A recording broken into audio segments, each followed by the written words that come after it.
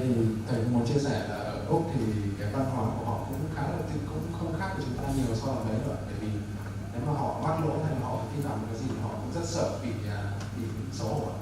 We fear failure. We fear embarrassment. We fear getting it wrong. We fear losing our jobs. We fear embarrassing our family. There's a whole range of reasons we fear. Đây thì những cái nỗi sợ của họ cũng rất tương tự với chúng ta, như là họ sợ mất việc hay là họ sợ làm mất mặt gia đình của họ, những cái nỗi sợ rất là tương tự với chúng ta. But the thing we're talking about today is if your staff and your people within your organizations fear reporting an incident, we've got a big problem. Nhưng mà vấn đề ở đây chúng ta muốn thảo luận là nếu mà nhân viên của chúng ta sợ báo cáo và họ không dám báo cáo, thì đây chính là một vấn đề rất là lớn đối với chúng ta. Look, there are a number of examples I could give you, but probably the most prominent is the Korean Airlines flight. Và ở đây thì thầy cũng có rất nhiều cái ví dụ mà thầy có thể chia sẻ với chúng ta, nhưng mà một trong những cái ví dụ mà thầy nhớ nhất là trong một cái chuyến bay hãng hàng không Hàn Quốc mà thầy đã bay Korean Air. And the co-pilot knew a lot of things were wrong, and because of the power distribution in the cockpit, in other words, he dared not tell the captain that the captain was doing something wrong. Ở đây thì thầy cũng muốn chia sẻ một cái khái niệm là power distance, là những cái mà khi mà trong văn hóa của chúng ta thì chúng ta hay sợ những cái người mà có chức quyền cao hơn. Thì ở đây thì trong một cái trường hợp ở Korean Air thì là có một cái người cơ trưởng phụ, người co-pilot, thì người ta đã không dám nói về một cái vấn đề an toàn này đối với người cơ trưởng chính, bởi vì người ta sợ là bị khiển trách, bị trách móc. Then unfortunately there was a complete accident and 100% fatalities. Now, it was proven that the co-pilot knew exactly what was going on but did not dare correct the captain. Ở đây thì cái máy bay này thì cái kết quả cuối cùng là đã bị rơi và đã có 100% thương vong. Nhưng mà sau khi mà người ta điều tra, người ta ra được kết quả thì là người ta đã phát hiện ra là người co-pilot ở đây người ta đã nắm được hoàn toàn vấn đề, nhưng người ta không dám nói đến người cơ trưởng chính. And through the work we're doing with evidence-based training, there's actual scenarios now that people need to go through. Now let me show you how extreme that is by culture. And I hope you find this interesting because I've run up some figures on Vietnam, Malaysia, Australia, and one other. Have you done any work with the power distribution index? Ở đây thì thầy cũng muốn chia sẻ chút chúng ta về cái mô hình gọi là Power Distance Index. Là cái Power Distance là một cái khái niệm mà một cái chênh lệch giữa những cái người mà có vai trò thấp hơn trong một tổ chức hay là trong xã hội thì họ cảm thấy thế nào, thì họ cảm thấy nó có chênh lệch nhiều hay không. So you can see here that the blue columns represent Australia, the purple ones represent China, the green is Malaysia, and the orange, by the look of it, is Vietnam. Okay, let's see what this means. And you'll see here with the power distance is the unequal power distribution. In other words, how likely someone is going to speak up. Malaysia, believe it or not, is equal top in the world for power. So the chances of someone in a junior role speaking up about someone in a senior role is practically zero. Và ở đây thì chúng ta có thể thấy là trường hợp như là Malaysia đã có cái điểm power distance là 100 thì họ không có cái nghĩa là những cái người mà có vai trò thấp hơn hay là có vị trí thấp hơn thì họ cảm thấy là cái chênh lệch giữa cái gọi là cái power của họ rất là lớn. Thì ở đây thì ví dụ như là một cái nhân viên thấp hơn ở công ty ở Malaysia thì họ sẽ không bao giờ họ dám thông báo một vấn đề gì với những người cấp cao hơn. You can see from the Australian figure that if there's bad news to be given, we'll give it to you. Ở đây thì ví dụ như ở Australia, ở Úc thì nếu mà một người nhân viên mà có một cái vấn đề gì mà họ sẽ báo cáo ngay lập tức. China is a bit more certainly restrictive. Vietnam is quite healthy. So ở đây chúng ta có thể thấy là Trung Quốc thì đang ở mức 80 và Việt Nam đang mức 70, cũng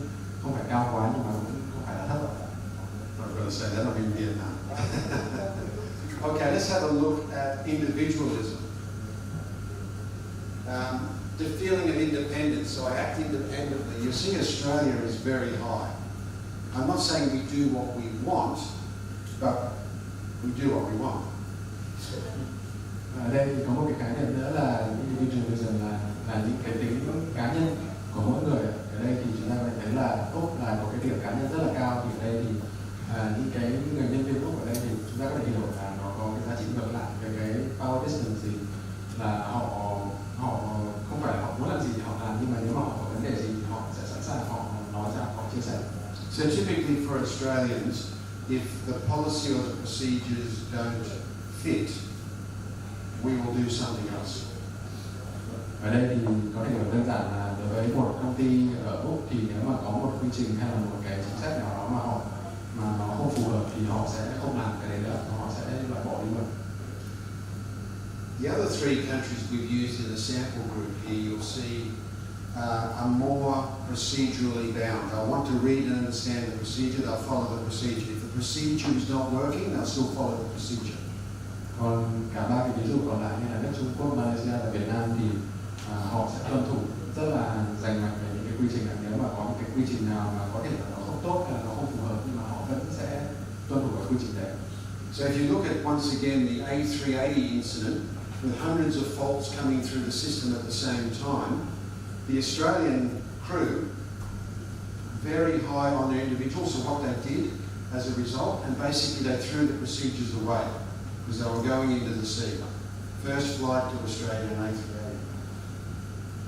Ở đây thì anh lấy một cái ví dụ như là đã đề cập sáng nay thì là một cái chuyến bay A380 của Úc, thì bởi vì cái tính independent, cái tính tự lập, tính cá nhân của họ rất là cao, cho nên là họ đã, khi mà họ đã gặp một cái trường hợp mà họ chưa bao giờ gặp phải, họ có rất nhiều lỗi cùng lúc xảy ra thì họ đã bỏ quy trình đi, bởi vì cái quy trình này đã trở nên không phù hợp, nó không phục vụ được họ trong cái trường hợp như vậy. Coincidentally, in the cockpit, 3 captains, but no fighting. They weren't where who's in charge. Và trong cái trường hợp máy bay như vậy thì trong buồng lái của họ thì có cơ trưởng, ba vị captain, thì họ đã không tranh luận, họ đã không cãi nhau gì cả, họ đã làm việc với nhau. The next one we'll look at is the acceptance of force in masculinity. Okay, masculinity is about how we impose our wills on other people. Once again, nothing really exciting in there. It all seems quite good. A little less forceful here from Vietnam. China once again coming in fairly strong on forcing their way. So in other words, masculinity. Next one, uncertainty avoidance, which is all around predicting the future or distrust of the unknown. Now there's a study in HR now called complexity. Ở đây thì cũng có một hai khái niệm nữa là khái niệm thứ ba, cái kia thì thầy cũng nói là khái niệm masculinity, là cái khái niệm mà cách mà áp đặt, cái mức độ áp đặt của cái hệ thống của chúng ta đối với người nhân viên của chúng ta, thì ở đây thì nó cũng không có ví dụ nào đây là cao lắm. Còn cái ví dụ thứ tư ở kia là uncertainty avoidance, là mức độ của chúng ta dự định những cái mà chúng ta chưa hiểu rõ được những cái vấn đề mà có thể xảy ra. Once again, Vietnam came in quite good on that, so quite tolerant. The next one is the long-term orientation as a society. The need to be prepared for the future. Interestingly, in the Middle East especially, we find most of the Middle East countries are very low on this. Ở đây thì có một cái khái niệm nữa, nó gọi là khái niệm mức độ mà họ quan tâm đến những cái chính sách về họ hướng đến tương lai về mặt lâu dài như thế nào. Thì ở đây thì chúng ta thấy là Trung Quốc là rất là cao, và đây thì thầy cũng muốn chia sẻ là ở Trung Đông thì đây là một cái mà người ta không, những cái công ty ở Trung Đông thì họ có cái số điểm của cái này rất là thấp, và họ không hướng đến tương lai nhiều. So a lot of people's spiritual belief comes in here. Things are preordained or pre-written. So quite healthy once again, a good healthy respect for the future. The next one is indulgence. And this is something that's changing. It's freedom versus constraints. In other words, how much you will tolerate things. Once again, nothing terribly much to be concerned about Vietnam. We come out quite reasonable across the board. I'm more concerned about the Australian ones who like to be more indulged, but anyway. Ở đây thì còn một cái tiêu chí cuối cùng đây là tiêu chí mức độ tự do của một cá nhân, thì họ có bị kiểm soát đến đâu, họ có bị kiểm soát trả công, thì chúng ta có thấy là Việt Nam không cao lắm. So if you look at the power distance index, overlay that with personalities, learning style, gender, age, is why all of these safety initiatives become so complex. Và nên chúng ta phải thấy là đối với một cái vấn đề về an toàn thì có rất nhiều những cái yếu tố liên quan đến, ví dụ như là giới tính hay là độ tuổi hay là những cái vấn đề này.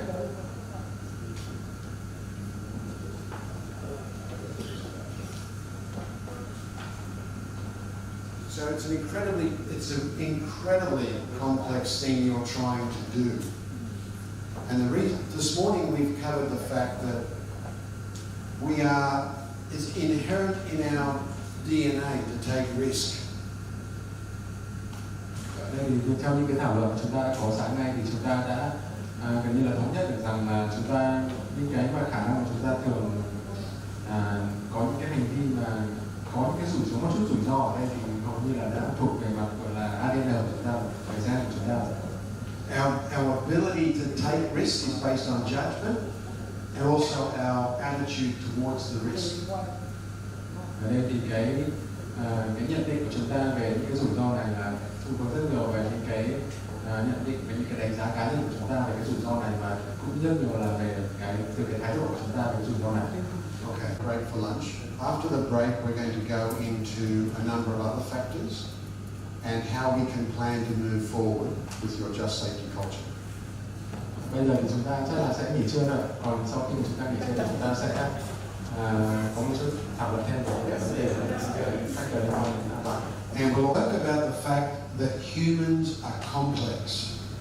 We are, as they say, at the top of the human food, at the top of the food chain, because of our ability to take risk. But if we overstep the risk, we become a problem.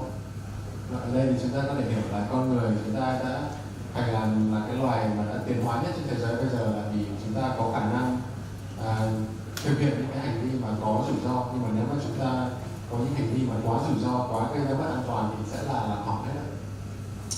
Okay, let's have a look. Oops, what's happened there? I have no idea what's going on with the tech. Look at a case study. Bây giờ chúng ta sẽ có thể phân tích được một cái case study, một cái hiện tượng nghiên cứu trường hợp cụ thể. Rather than I read this in English, maybe you can just translate it straight to Viet. Is that okay? Và ở đây chúng ta sẽ nghiên cứu một cái trường hợp cụ thể là khi mà có một trường hợp là khi mà xuống một chuyến bay ở sân bay Dubai vào năm 2014, thì có một khách hàng nhìn thấy là có một cái vật bị trông thấy một cái vật lạ ở trên cái phần flap trên một cái máy bay A330, thì cái hành khách này đã báo với một thành viên của cabin crew, và cái thành viên cabin crew này đã phủ nhận cái điều này của cái vị khách này, và đã cho rằng đấy là không thể xảy ra được. Và khi đấy thì cái người hành khách này người ta thấy khá là không bằng lòng, thì người ta đã đi và tìm một người cabin crew khác, nhưng mà cái người cabin crew khác thì rất là bất ngờ đối với người khách này, là cũng cho như vậy, cũng cho người khách này là tưởng tượng là cũng không thể như thế được. Và cuối cùng người hành khách này đã phải gặp một cái người cabin crew khác mà rất là có nhiều năm kinh nghiệm, và khi bà đã đi theo cái người hành khách này đến cái cửa sổ này để nhìn ra cửa sổ, thì mình thấy là đúng là có một cái hiện tượng bất an toàn trên cái phát người thật. Sau đó thì trong 30 phút sau thì một cái người kỹ sư đã lấy ra một cái wrench, một cái kìm ở cái khu vực phát này, và đây là một điều rất là bất an toàn, bởi vì cái kìm này nó đã không rơi vào cái phần nó hoạt động của cái flap này, và nếu mà cái kìm này mà nó mắc kẹt ở cái phần flap này trong quá trình bay thì nó có thể là sẽ gây hỏng cái máy bay này, và sẽ trở thành một cái FOD, là một cái chướng ngại vật trên cái đường băng. Và khi mà cái máy bay này khi bay rời có thể làm rơi xuống, và có thể làm gây thương tích cho mọi người ở dưới mặt đất.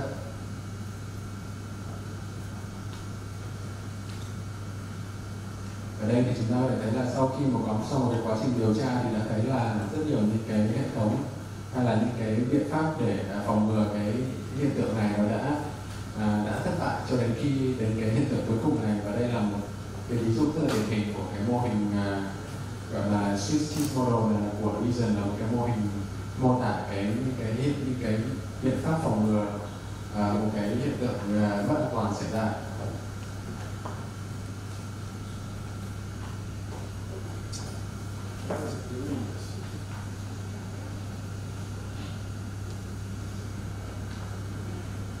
Okay, so you would think that this was almost impossible to happen. Ở đây thì chúng ta thấy là cái phản xạ đầu tiên của tất cả những cái người chemical lúc đầu thì là cái hiện tượng này là không thể xảy ra được. Now, it wasn't on the airline that I was working for, but I was actually the passenger that saw it from the window. So it was a great example of a whole bunch of things that went wrong to allow this to happen. Now, we followed up with the airline. Ở đây thì trong cái trường hợp mà thầy vừa mới đưa ra vừa rồi là chính thầy là cái phụ trách vừa rồi, và cái trường hợp này xảy ra thì không phải là cái hàng không mà thầy làm việc với, nhưng mà thầy đã thấy là rất nhiều những cái biện pháp phòng ngừa về mặt an toàn này đã thất bại, bởi vì đã thầy cho đến khi mà thầy lên máy bay thì mình thấy như thế.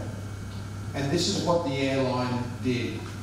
The engineer deemed responsible was immediately fired. Và ở đây thì sau khi mà thấy thông báo cái sự việc này thì đến cái hãng hàng không này ngay sau khi sự việc này đã sa thải cái người kỹ thuật viên này và đã để xảy ra cái sự việc mất an toàn này. It was later found that he was not responsible as the tool was borrowed by a colleague. Nhưng mà sau cái sự việc khi xảy ra thì phải điều tra kỹ hơn, thì là cái người kỹ thuật viên này đã không phải là lỗi của người kỹ thuật viên này, mà là cái công cụ này đã được mượn bởi một người bạn của người kỹ thuật viên này. An investigation conducted over a 1-month period found that poor procedures contributed to the incident.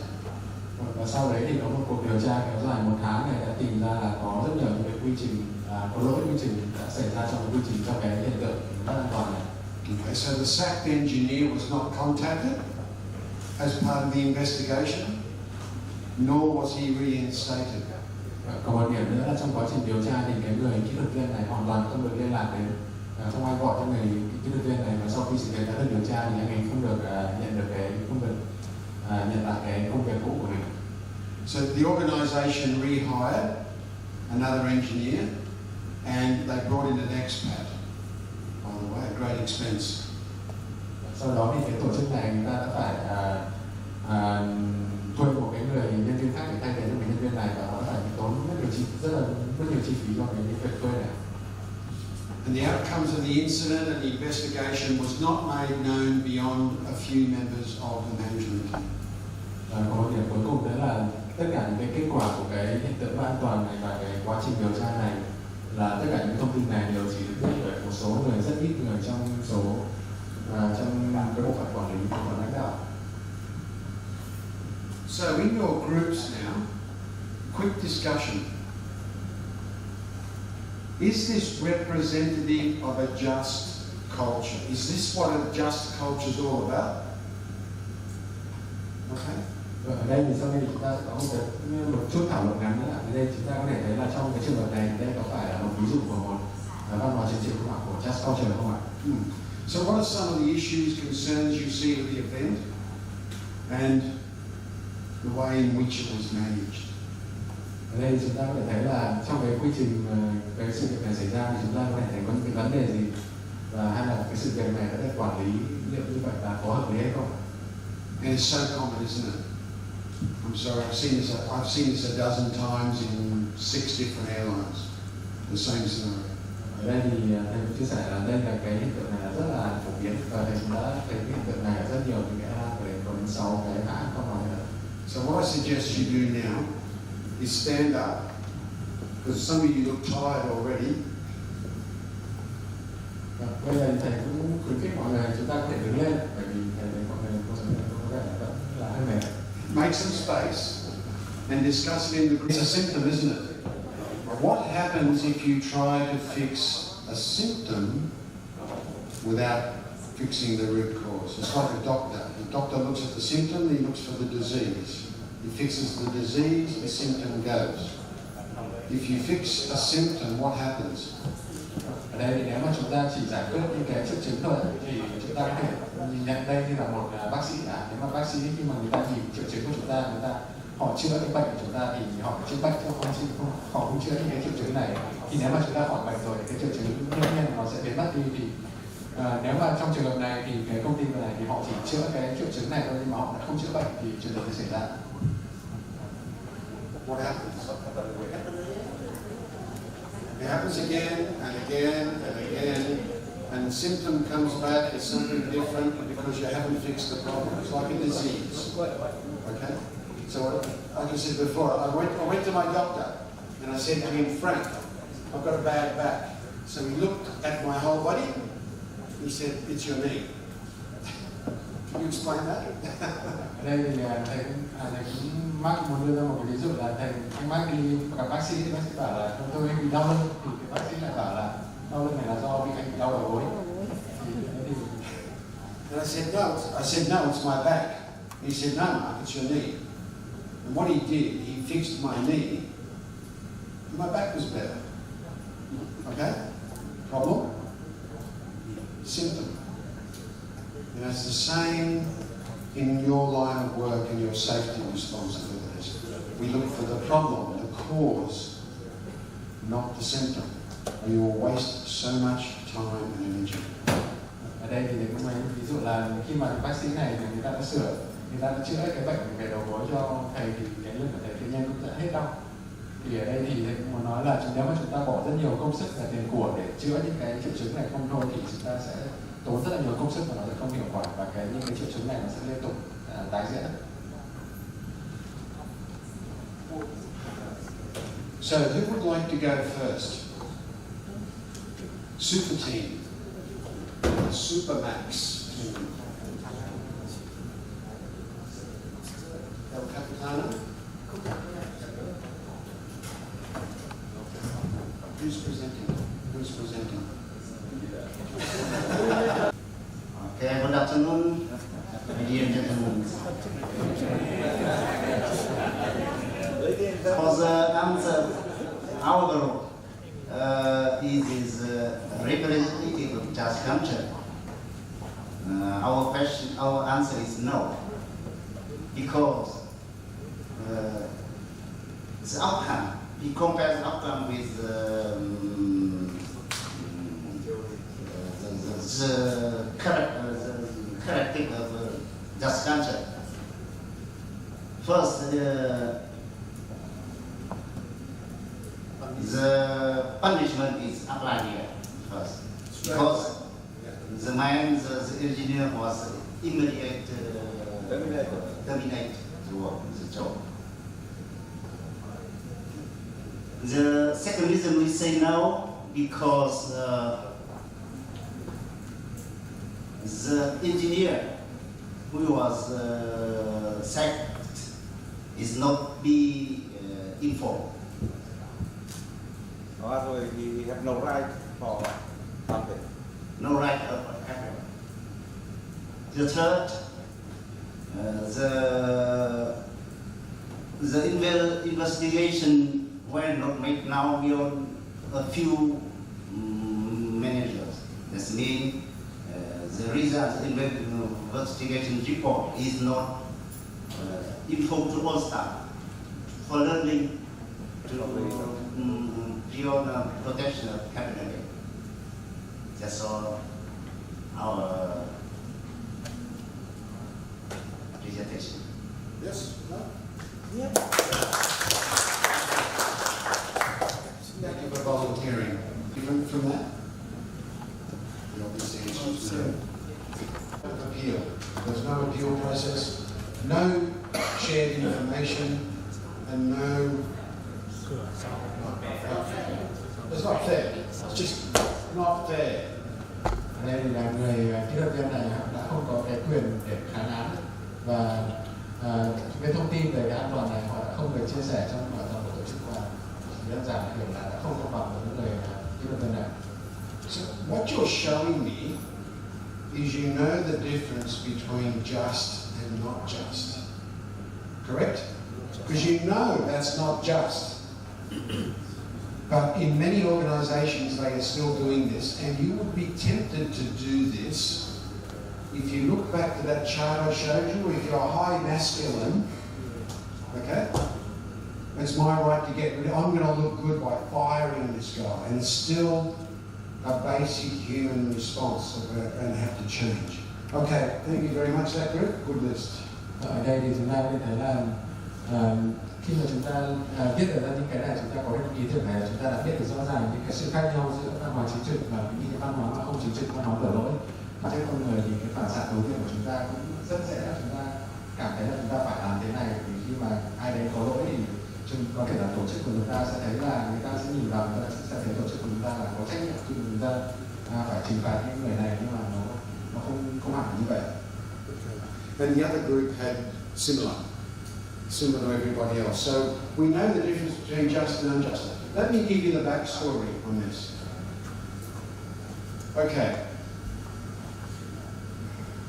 Immediate punishment, punitive punishment without investigation. Not just. Ở đây thầy cũng sẽ phân tích từng điểm một. Thứ nhất là trong cái đầu dòng đầu tiên thì là người kỹ thuật viên này đã bị sa thải ngay lập tức, mà sau khi chưa có điều tra thì đây hiển nhiên là không chính trực, không công bằng. Okay. It was found that there are a number of processes, so the Swiss cheese came into effect, that were inconsistent. The investigation took too long. Và sau đó thì họ đã họ thấy được là ở cái điểm thứ hai thì họ thấy được là tất cả có một số cái quy trình khác nó đã không phù hợp, nó đã không hiệu quả, và cái quá trình điều tra này đã kéo dài trong một vòng thời gian khá là dài. So given that this was so serious and to take a month was almost criminal. Normally in a just investigation, it's immediate, but the more in-depth investigation could take a bit longer. Ở đây thì chúng ta có thể thấy là trong cái văn hóa này thì cái kết quả lại xảy ra trước khi cả cái quá trình điều tra này. So in this case, this particular team serviced hundreds of aircraft with the same flawed procedures over a month before the fault was fixed. Ở đây thì trong quá trình điều tra thì họ đã thấy là đây là một lỗi hệ thống, một lỗi về quy trình. Và nhưng mà trong cái quá trình điều tra kéo dài trong một tháng này thì cái nhóm kỹ thuật này họ đã hỗ trợ dịch vụ, họ đã service cho hàng trăm cái chuyến bay, hàng trăm cái máy bay, và như vậy là đây là một cái rủi ro rất lớn về an toàn. Okay, so the sacked engineer was not contacted, nor was he reinstated. Guess where I found this out from? Ở đây thì cái người kỹ thuật viên này họ đã bị đuổi việc ngay lập tức, và anh ta đã trong suốt quá trình điều tra này anh ta đã không được liên lạc đến với anh ta, mà ngay cả khi mà người ta đã điều tra ra là đây là lỗi hệ thống thì anh ta đã không được liên lạc lại để quay trở lại làm việc của mình, vì đây là không phải lỗi của anh ta. So we found this out on social media. Và cái sự việc này lại được chúng ta lại tìm ra cái sự việc này là từ mạng xã hội chứ không phải là. I assume you're aware that there are a number of social media networks behind the scenes for most airlines. Pilots all chat on things like Peak Room. We picked it up on Peak Room. Glassdoor is another big website. We picked it up on that as well. Interestingly, the organisation didn't know about it. Okay, so it's a big problem. Ở đây thì chúng ta cũng một cái chúng ta cũng nên biết là ở đối với mỗi tổ chức thì họ đều có những cái mạng xã hội hay là những cái forum riêng của họ để họ nói chuyện. Ví dụ như là đối với những người cơ trưởng thì họ có một trang gọi là People thì họ hay lên để họ thảo luận hay là họ nên nói chuyện về một cái vấn đề gì đó, hoặc là trên Glassdoor là cũng là nơi mà họ nên có những cái nhận định hay là thảo luận về cái môi trường làm việc của họ. Now, it wasn't just the cost of rehiring an engineer, an expat engineer. What we saw when we looked at the HR data was a massive spike in resignations. Và ở đây thì khi một cái sự việc này xảy ra thì một người kỹ thuật viên khác phải được thay thế cái người kỹ thuật viên này, thì cái chi phí mà tăng lên cho cái hãng này là không chỉ ở cái việc thay thế do phải tìm một người kỹ thuật viên khác thay thế cho người này, mà khi mà chúng tôi phân tích những cái dữ liệu về mặt nguồn nhân lực thì chúng tôi thấy là có rất nhiều người đã nghỉ việc trong cái thời gian này. So there were no deaths. We didn't lose an aircraft, but it cost us hundreds of thousands of dollars. This very poor investigation, the very poor way in which this whole incident was handled. Và ở đây thì trong trường hợp này, mặc dù chúng ta không có thương vong hay là chúng ta không có những cái sự việc gọi là nghiêm trọng nào, nhưng mà đã phải tốn rất nhiều chi phí cho cái hãng không này giải quyết vấn đề này, bởi vì cái quy trình giải quyết vấn đề này là rất là không hiệu quả. So this is what just and unjust is all about. The younger generations will not settle for this. The younger generations generally will jump to another job. The traditionals and the baby boomers will stay. And this is exacerbating the problem because we actually want them to start to transition out of the workplace and give us an upward movement of our junior people. But the opposite is happening in this type of culture. Ở đây thì chúng ta thấy là đây một hiện tượng rất là phổ biến, thì những cái cán bộ hay là những nhân viên trẻ thì họ thường là họ sẽ không chấp nhận những cái việc như thế này, và họ sẽ, khi mà sự việc này xảy ra thì họ sẽ rất đơn giản, họ chỉ chuyển sang công tác ở một nơi nào khác. Thì ở đây thì đây là một cái vấn đề cũng rất là phổ biến ở nhiều những tổ chức, như là những cái người mà đã làm việc lâu năm rồi thì họ thường mới chấp nhận những vấn đề như thế này thì họ mới ở lại, và cái hiện tượng già hóa nguồn nhân lực của rất nhiều tổ chức bây giờ đang rất là phổ biến. So based on this, and based on what you now know about a just culture, what are the 5 key behaviours needed to support just safety, just a culture of safety? Từ đó thì từ cái case study này và từ tất cả những cái gì mà chúng ta đã thảo luận, tất cả những gì mà chúng ta đã biết được về văn hóa chính trị, về just culture, thì chúng ta bây giờ chúng ta có thể sẽ có một thảo luận ngắn là theo chúng ta thì 5 hành vi nào là quan trọng nhất để chúng ta có thể xây dựng được một văn hóa chính trị trong lĩnh vực an toàn của chúng ta. So how will we move towards it? What are the 5 behaviours? Let's go once again in the 10 groups. Let's go. What are the 5 main behaviours? Chúng ta cần có 5 loại hành vi như thế nào? Just a couple.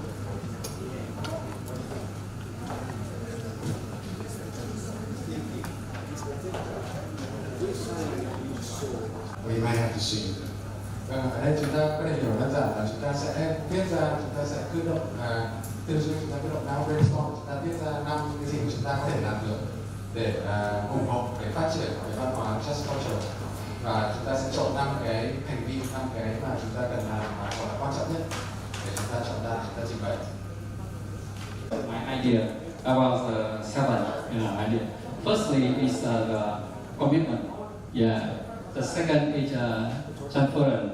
The third is The third is sharing information. For example, we have the incident or accident.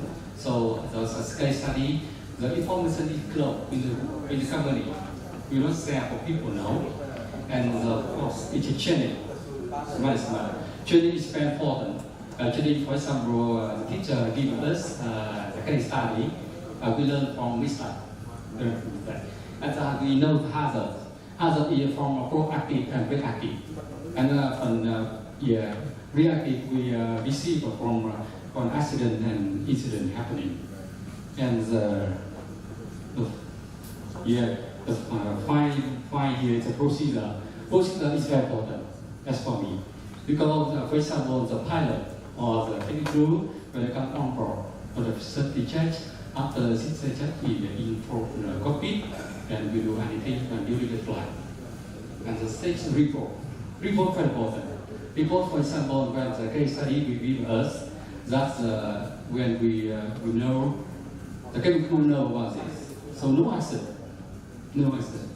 When the report, for example, we analyze that the QD department with the pilot will, for example, unsupervised approach the aircraft.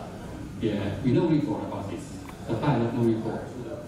And the risk management, for example, FLV. everybody, we cannot remove no everybody at the airport Vietnam area. So we have to manage it.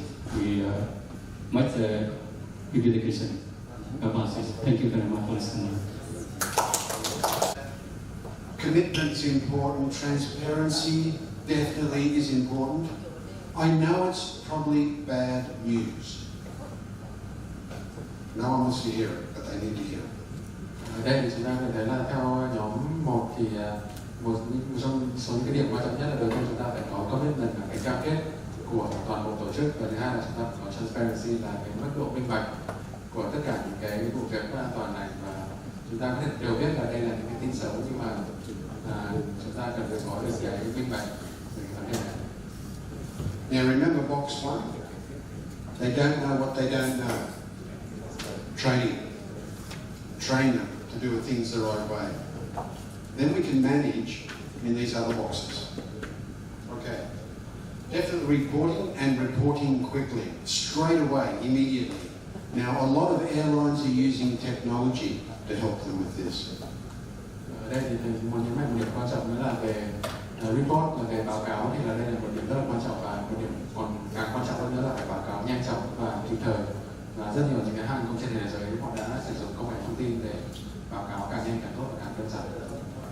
And of course risk management, and like we said before, risk is everywhere.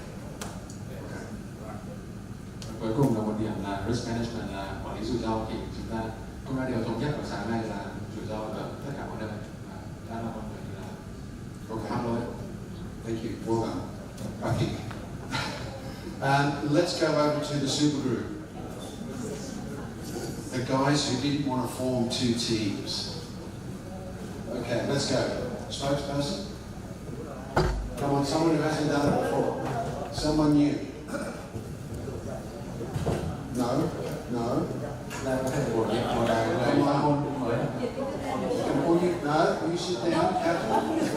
Someone different. Come on. Come on, don't be so shy. Yeah, they're running away. If I don't get a volunteer soon, you'll all sing. So I want a volunteer. Quickly. Not the captain. This many people and no volunteers. Okay, let's go back to what we spoke over here about courage. Come on, young man.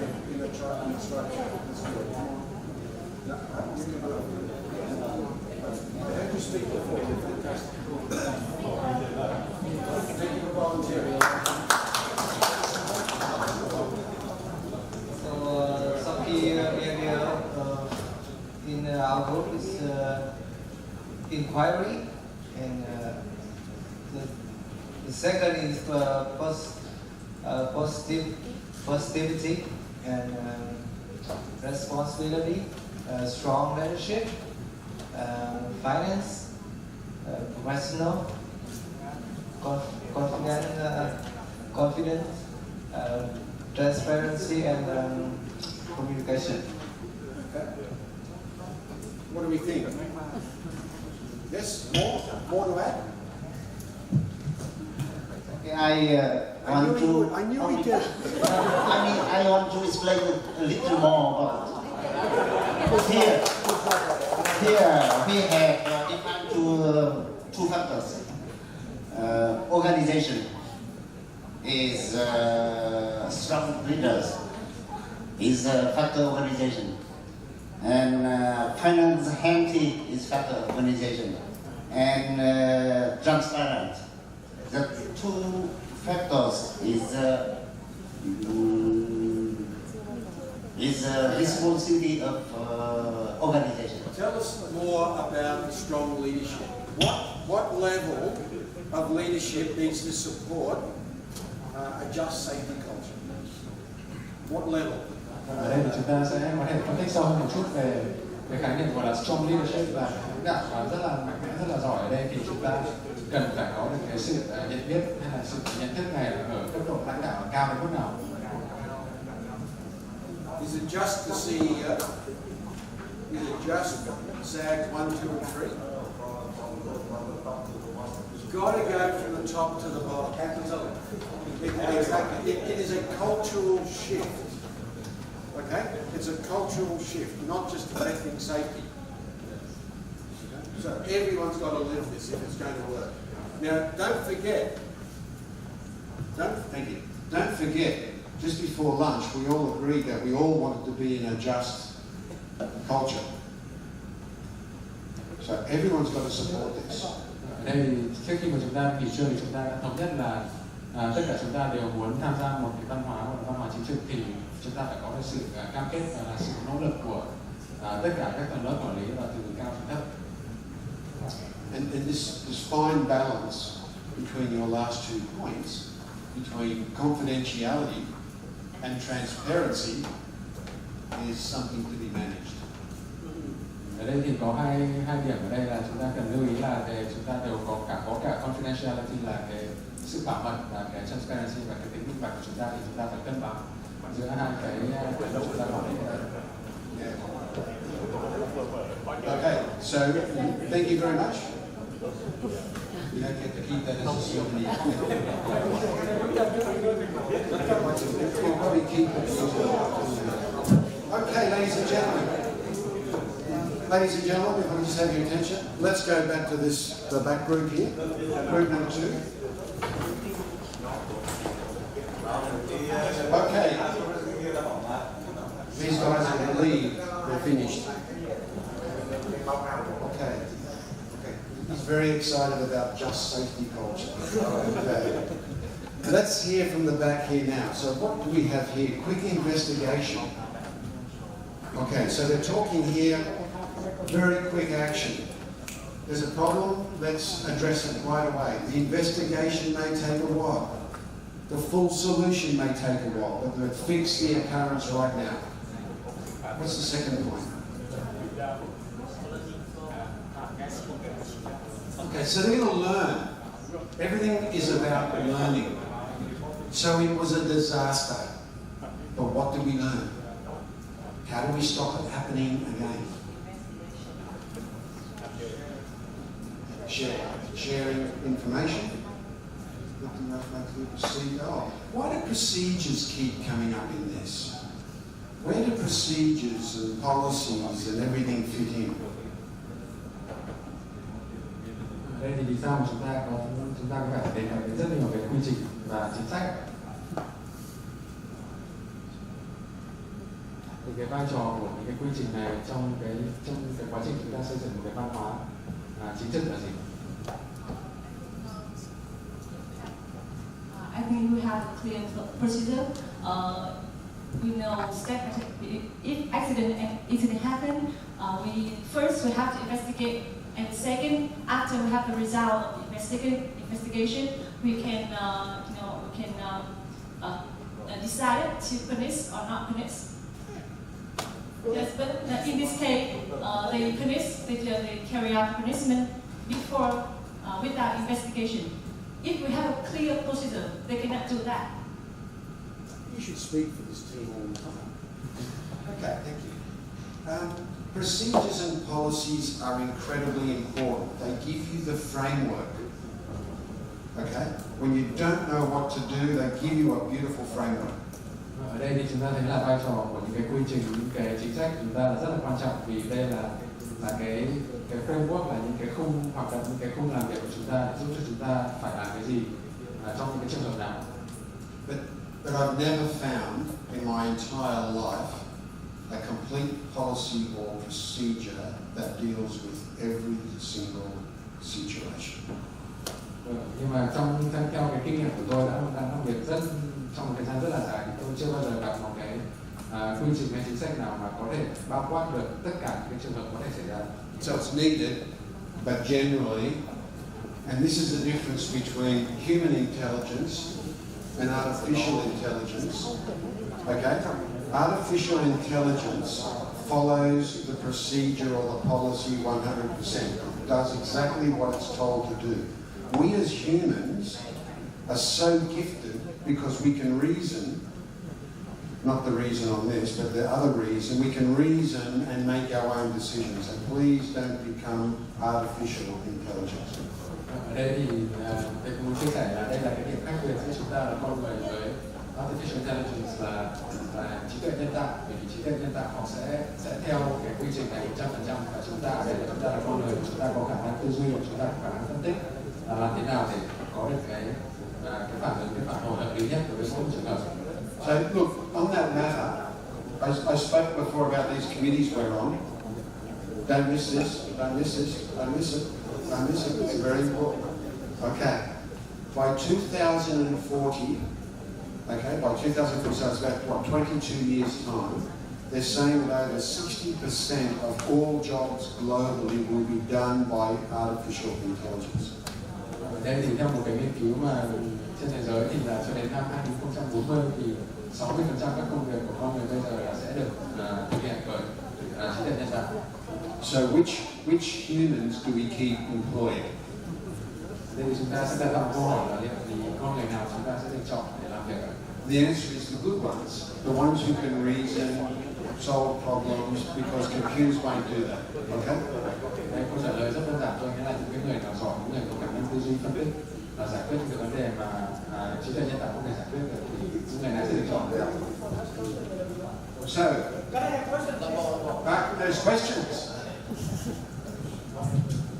So, since you refer to the AI, I have a question because during the lunch times, I'm still thinking about what you have told us during the morning, and some debate may occur in my mind. So, just question. Bring it out. Regarding AI. Okay, so you mentioned that in the future, the AI may be, in the very near future, or maybe many jobs will be carried out by AI who will not work professionally, will not impact by the feeling, by the human mistake, right? So now our people, we try to do as perfect as AI, right? But when we have the AI implemented in our life, those people will be disqualified. Because AI, we have the perfect AI guy to do the job that people intend to. So only survive people who do creatively, not follow the just culture, who will be survived. So why we need to study just culture if we know in the future we will be disqualified? I'll tell you now. Thank you. No more. Okay. It's not so much that you will be disqualified. We don't. It's not so much that we need more robots. We don't need more artificial intelligence. Artificial intelligence needs to be augmented with human behaviour. So artificial intelligence is never designed to replace all humans. Now, a good example. Ở đây thì thầy cũng muốn chia sẻ một chút là cái trí tuệ nhân tạo ở đây thì chưa bao giờ người ta sẽ không thiết kế cái trí tuệ nhân tạo này để thay thế con người hoàn toàn, và tất cả những cái có thể là trong đến cái thời điểm đấy thì tất cả một số những cái tính năng, một số những cái đặc điểm của con người có thể sẽ phải được đưa vào trí tuệ nhân tạo. A good example is the Japanese automotive industry. Okay, revolutionized almost overnight. But they could not, even though it's lots and lots of robots assembling cars, we still need humans to run the robots. Ở đây thì thầy lấy một cái ví dụ rất đơn giản ở trong ngành sản xuất chế tạo ô tô của Nhật. Thì ở đây thì họ đã có rất nhiều những cái thành tựu, có những cái tiến bộ về công nghệ, và họ có rất nhiều những cái robot có thể lắp ráp được những cái ô tô này một cách tự động, nhưng mà họ cũng không thể dựa hoàn toàn vào cái con robot này được, và họ cũng rất cần rất nhiều cái chuyên gia khác để điều khiển con robot này. But you've got to understand, we're in the middle of the AI revolution already, and we don't even know it. For example, Siri and a range of other, even our mobile phones is artificial intelligence. Đây thì chúng ta cũng nên biết được là chúng ta bây giờ là đang ở trong cái gọi là cái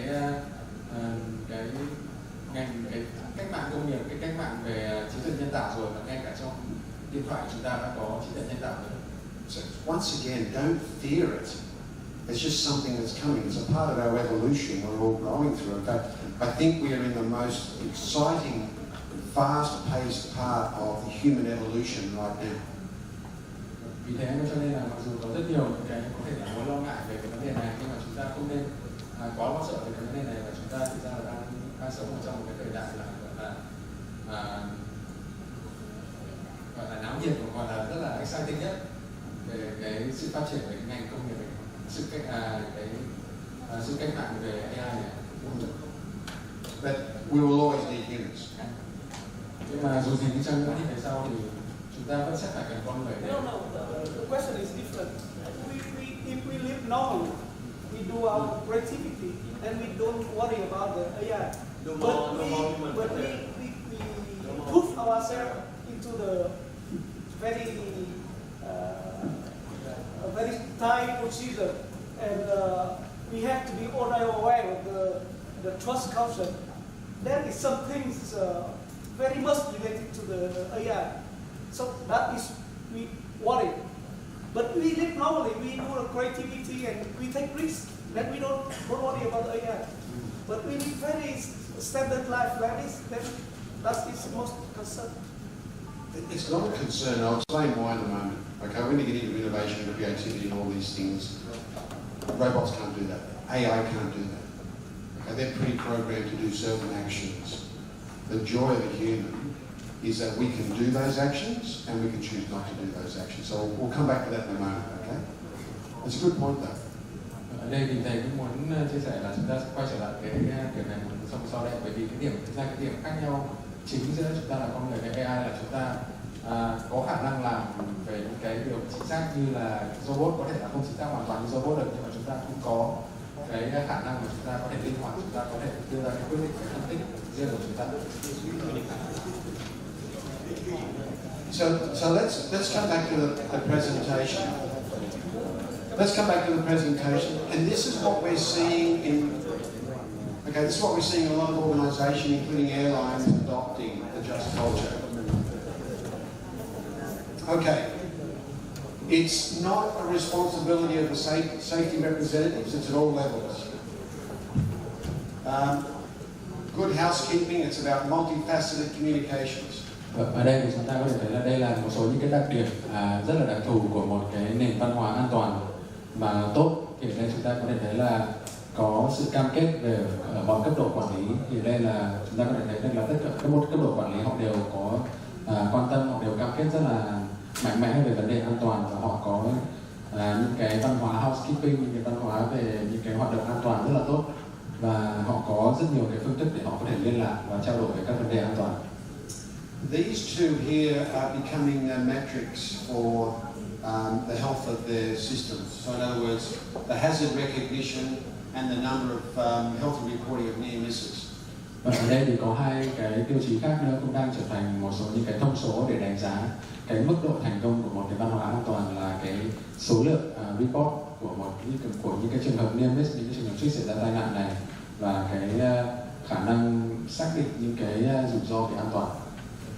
And the last three, well-trained and educated staff, so they know the processes and procedures, the quality orientation, and also the use of related technology. Technology is playing a massive role in the revolution of safety. Ở đây thì ngoài ra thì còn có những cái đặc điểm khác, ví dụ như là có cái cán bộ, nhân viên, có nguồn nhân lực được đào tạo rất là cụ thể, đào tạo rất là triệt để và rất là đầy đủ, và có những cái chương trình về chất lượng rất là tốt, và có những cái và được ứng dụng những cái công nghệ liên quan rất là tốt. I'm not sure your near miss or hazard reporting, is it paper based or technology based? Ở đây thì muốn hỏi là không biết cái hệ thống báo cáo của chúng ta là hiện nay là đang sử dụng đang là điện tử hay là vẫn là đang sử dụng giấy? Okay, good. Okay.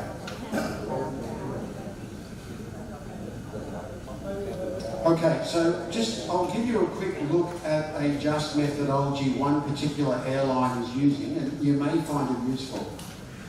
I'll put a few of these up first.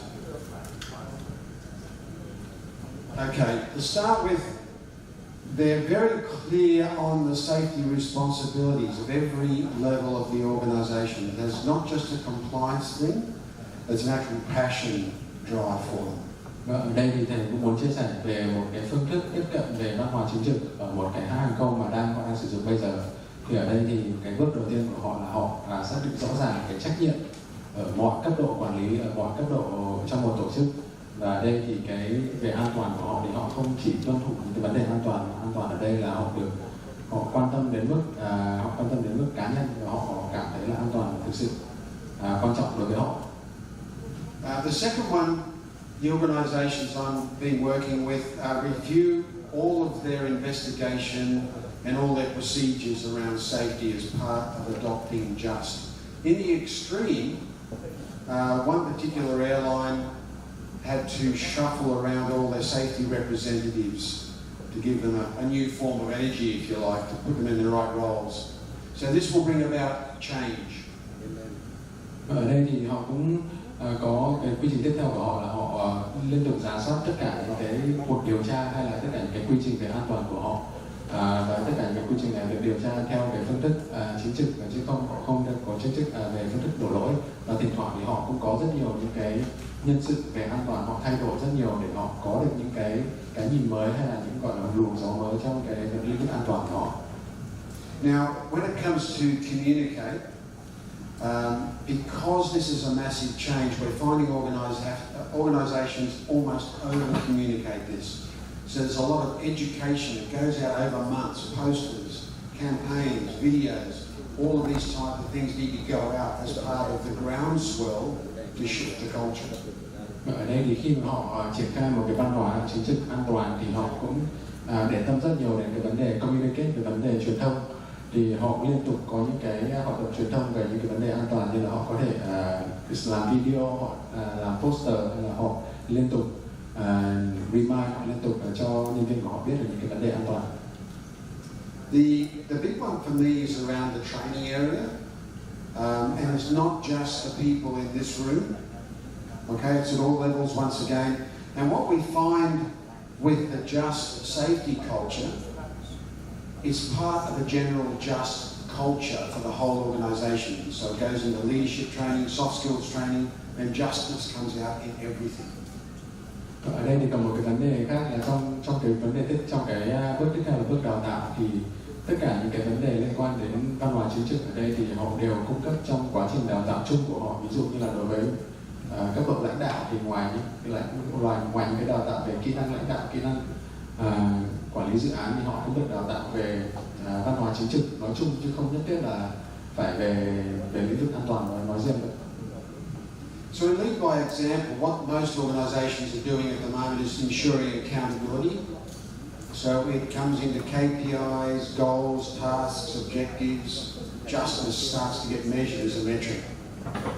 Tiếp theo thì là cái phương thức tiếp cận tiếp theo của họ là họ lead by example, là họ sẽ làm gương và họ sẽ trực tiếp làm gương cho những cán bộ nhân viên của họ. Ví dụ như là những cái người cán bộ quản lý hay là những người cán bộ giám sát thì họ sẽ đảm bảo tất cả những cái quy trình, đảm bảo trách nhiệm của họ đối với những người nhân viên của họ qua những cái gọi là những cái mục tiêu cụ thể hay là những KPI. Now, depending on your use of technology, this is one of the major problems that may occur. If you keep encouraging people to put in near-miss reports, your system can be overloaded if you're not ready to process and investigate those reports. Vậy ở đây thì trong cái bước tiếp theo của họ là bước báo cáo, thì đây cũng là bước mà rất nhiều những cái tổ chức hàng không, những cái hãng hàng không gặp phải, là khi nếu mà họ liên tục họ khuyến khích người cán bộ nhân viên của họ phải báo cáo những cái hiện tượng near miss, những hiện tượng suýt xảy ra, hiện tượng mất an toàn, thì có thể là cái hệ thống của họ chưa sẵn sàng để tiếp nhận cái nguồn thông tin lớn như vậy, và họ sẽ không có đủ thời gian hay là họ không kịp xử lý hết những cái thông tin này.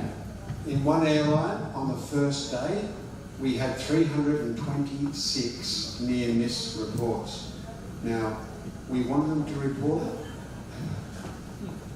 Ở đây thì trong một hãng hàng không mà trong trường hợp mà thầy đã biết thì là trong một ngày thì họ đã nhận được 326 cái báo cáo về trường hợp near miss, và and we had to remember we had to do it quickly. Okay, and it was a major nightmare. So get ready from a safety perspective. If you get an influx of reports, which is what you want, be careful what you wish for, because you have to process them. Ở đây thì thầy cũng muốn cảnh báo với chúng ta như vậy, nếu mà chúng ta muốn nhân viên của chúng ta phải báo cáo rất là nhiều, và những cái trường hợp near miss này thì chúng ta phải sẵn sàng để tiếp nhận và chúng ta phải xử lý và chúng ta phản hồi cho họ. Okay. And of course, you need to involve everyone in the organisation, from the cleaners to the contractors, to the staff, to the management. Everyone needs to be involved in a just culture.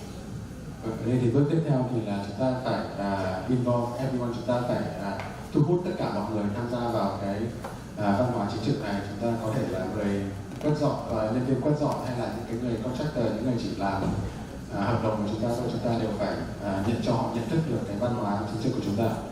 Now, what we noticed when we get to this stage of learning, people actually started to enjoy the pain. Okay, the pain of hearing the bad news, because they looked on it as something they could learn from and fix. Okay? Ở đây thì đến cái bước này thì chúng tôi thầy cũng đã nhận ra là có rất nhiều tổ chức họ cũng đã thấy được là có một số người họ còn thấy rất là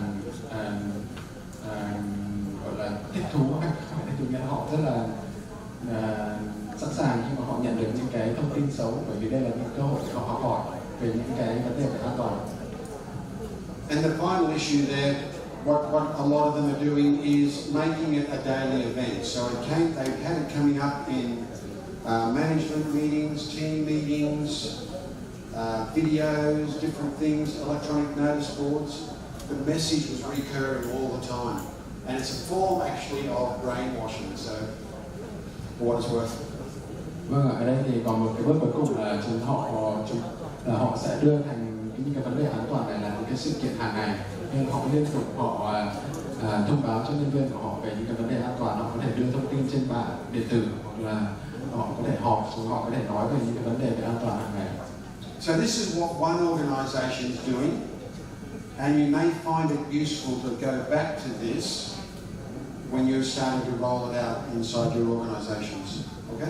Ở đây thì chúng ta có thể thấy là đây là một phương thức và một tổ chức đang triển khai về văn hóa chính trực, và chúng ta cũng có thể quay trở lại cái slide này để chúng ta có thể có một chút học hỏi, hay là chúng ta có thể ứng dụng thực tế vào trong tổ chức của chúng ta. Okay, so before we go to another case study, I just want a quick discussion in your groups. And you guys have got to get a lot more noisy. Okay, how do we know when it's working? Vâng, ở đây thì sau khi mà chúng ta đã thảo luận vừa rồi thì chúng ta có thể đặt ra một câu hỏi là làm thế nào để chúng ta nhận biết được là trong tổ chức của chúng ta đang có văn hóa chính trực, nếu mà sau khi chúng ta đã triển khai được. So you can bring out all your policies, your procedures, your posters, your videos, but how do we know when we have a just safety culture? Thì đấy thì sau những cái nỗ lực của chúng ta về văn hóa chính trực, chúng ta có thể đưa rất nhiều băng rôn về video, về những cái poster về văn hóa chính trực, thì đến một cái ngưỡng nào đấy là làm thế nào để chúng ta có thể thấy được là tổ chức của chúng ta đã hình thành được một văn hóa chính trực, về một just culture. Your super group. Pick your spokesman now. Who's going to speak? There's got to be from someone back there. So come forward. Come. One of you have to present. So listen in. Okay? One of those people will present your findings. If I know, well, that lets me know that the just culture is sticky and it's working. Thì những cái dấu hiệu gì mà chúng ta có thể nhìn thấy được khi mà tổ chức của chúng ta đã có một văn hóa chính trực, đã có được just culture? This group over here, what would I expect to see?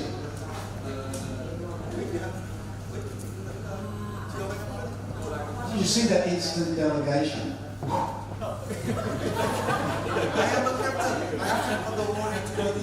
Yes, Captain. She's our delegate. I think what we should we know about the master culture is working. That is, we can base on the report, especially the report for the near misses. Okay. Yes. Full stop. And the second one is the behavior of the leadership of the leader of the company for the certain case. For example, they they whether they investigate the case fully or carefully or in time or not, or they find the root cause and have the corrective action or not. And one thing more is the attitude of the leader about the something you said this morning is accountable victim. I mean that the attitude of the leader for the people who have the new idea or something like that about safety, whether the leader get it voluntarily or just consider it is the way to know. One more thing is the number of employees in punishment increase. Could be. But you've just done the Adam job. Your answer was perfect.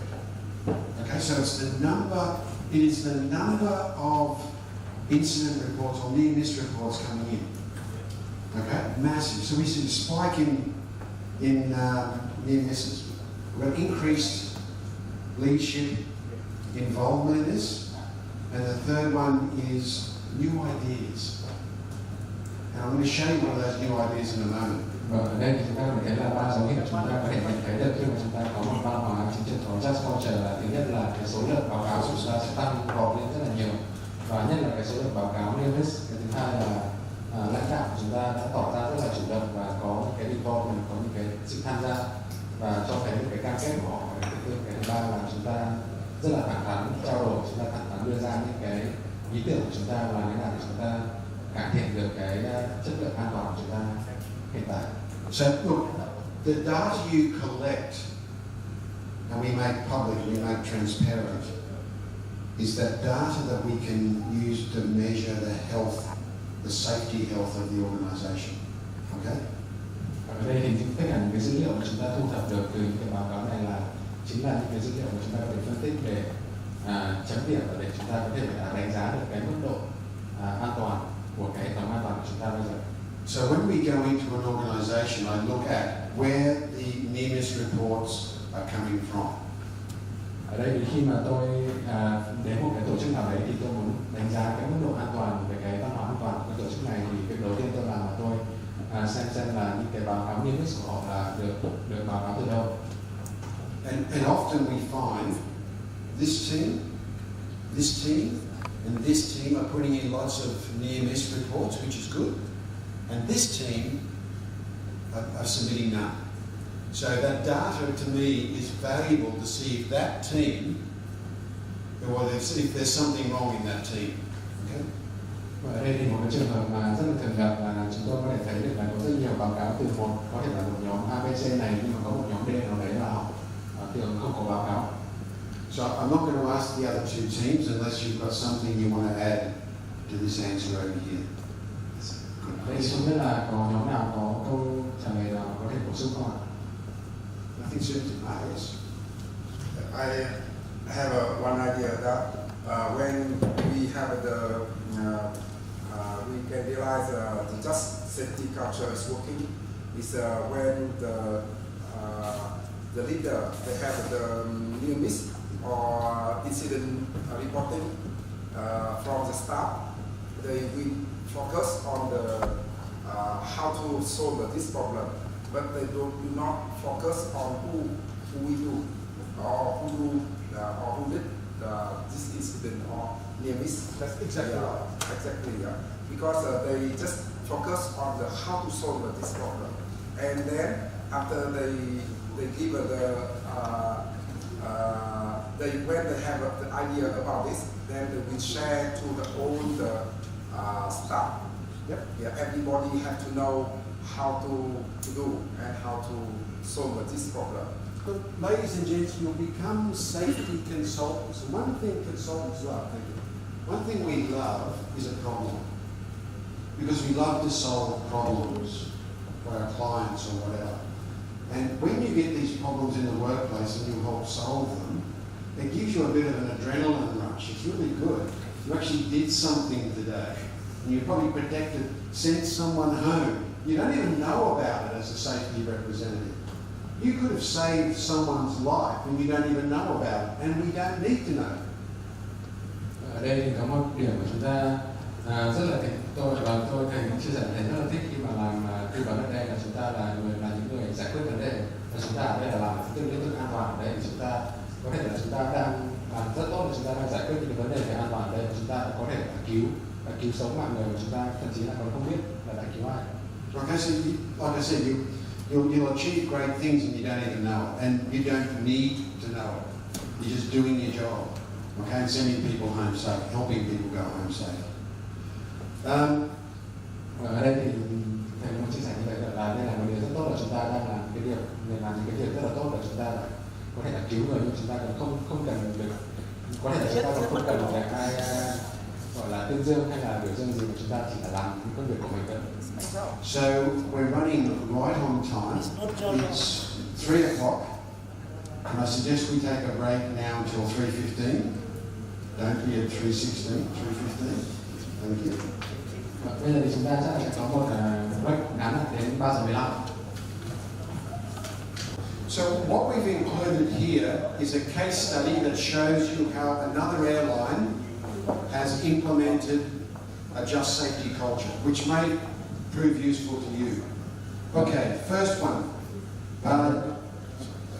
Ở đây thì muốn giới thiệu cho chúng ta một cái trường hợp, một cái nghiên cứu trường hợp nữa là về một hãng hàng không khác, họ đã triển khai văn hóa chính trị của họ như thế nào. So what most of our clients are doing are a full plan to bring in a just safety culture over time. How long do we think it will take to change our culture to a just safety culture? Còn một cái điểm đầu tiên là tất cả cái khách hàng của chúng tôi đã làm với chúng tôi, thì khi mà họ triển khai một cái chiến lược về văn hóa chính trị thì họ đã phải có một cái chiến lược rất là dài hạn, và theo chúng ta ở đây chúng ta có thể định lượng là để triển khai một cái chiến lược này sẽ mất bao nhiêu lâu? The answer is it will take several years.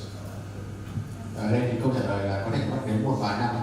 And during that time, a lot of things will change, including some of you. So the plan will keep us moving forward in the right direction. Otherwise, you could go off course. Và ở đây thì trong quá trình thay đổi này, chúng ta sẽ thay đổi rất là nhiều, và chúng ta sẽ thay đổi để chúng ta sẽ gắn liền với, chúng ta sẽ liên tục bám sát cái kế hoạch, cái chiến lược triển khai này của chúng ta sẽ không bị mất phương hướng. Without exception also, a lot of the related policies and procedures had to be reviewed to make them just. Now this is not just within safety. Và ở đây thì chúng ta, họ cũng đã làm một cái điều khác, đó là rất nhiều những cái chính sách và những cái quy trình của họ đã phải được rà soát, đã phải được kiểm tra lại và chỉnh sửa lại để cho nó trở nên, để nó gắn liền với văn hóa chính trị hơn. Và ở đây là không chỉ đối với lĩnh vực an toàn thôi. Basically, you can't have a just safety culture in an unjust organisation. So all the organisation's policies and procedures were reviewed. Ở đây chúng ta có thể hiểu đơn giản là chúng ta không thể có được một văn hóa chính trị trong lĩnh vực an toàn nếu mà cái tổ chức của chúng ta là một tổ chức không công bằng, là một tổ chức không chính trị. Public statements need to be made, and who would I make those public statements to? All the stakeholders, including, and this is most important, the passengers, your customers, your internal, your external customers. Ở đây thì là một cái những thông báo về công chúng, những cái thông báo public mà và sẽ phải được thông báo ra bởi tổ chức của chúng ta, và với tất cả những cái bên liên quan, và cái bên liên quan quan trọng nhất ở đây của chúng ta là chính là khách hàng của chúng ta, là những hành khách.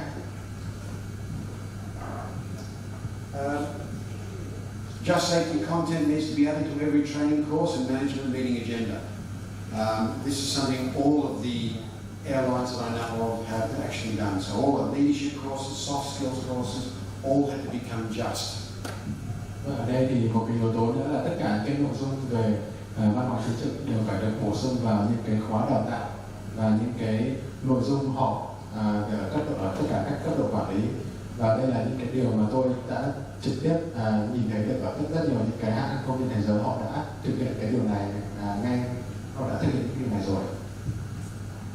A change strategy is required to move the organisation from the current situation to where it needs to be. Và cuối cùng họ sẽ phải hình thành một cái chiến lược để thay đổi, và họ sẽ phải định hướng, và họ sẽ phải nhìn thấy được là cái tổ chức của họ trong một thời gian trong tương lai là họ sẽ phải thay đổi như thế nào. And training packages need to be developed, delivered and evaluated. Những cái khóa đào tạo cũng sẽ phải được xây dựng và được giảng dạy và được đánh giá một cách và tất cả những cái quá trình về kiểm soát quản lý chất lượng và cũng sẽ phải được xây dựng rõ ràng. Really importantly, it's the discussion we had before. How do we measure success of the cultural shift? So safety management systems, everything like that had to be adjusted to track the right data. What we found was a lot of them were tracking incorrect data. Và ở đây thì có một điểm nữa là như cái bài tập của chúng ta đã vừa làm vừa rồi thì chúng ta phải đánh giá được là tất cả cái ứng dụng về văn hóa chính trị của chúng ta đã được ứng dụng hiệu quả đến đâu. Và một cái điều mà tôi đã nhìn thấy được ở rất nhiều những cái hãng hàng không trên thế giới là khi mà họ ghi lại, họ đánh giá lại những cái văn hóa chính trị của họ ở những cái công cụ như là safety management system, là cái hệ thống quản lý rủi ro, quản lý an toàn của họ, thì họ thường theo dõi những cái chỉ số, những cái thông số không hiệu quả hay là không chính xác. So out of all of those, what do you think will be your greatest challenge? General question. Ở đây thì thầy cũng có một câu hỏi chung là chúng ta nhìn trong tất cả những cái công việc này thì chúng ta liệu gặp những cái trở ngại lớn nhất ở công việc nào? Thoughts? Come on, we know each other by now. Don't be scared.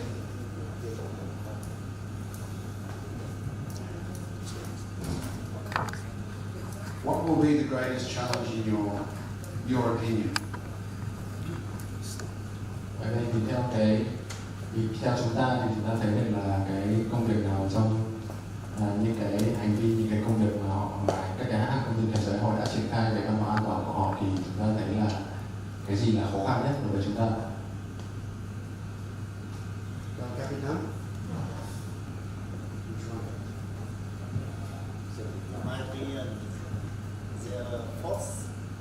Fourth bullet point. Just setting up the meeting to every training and management meeting.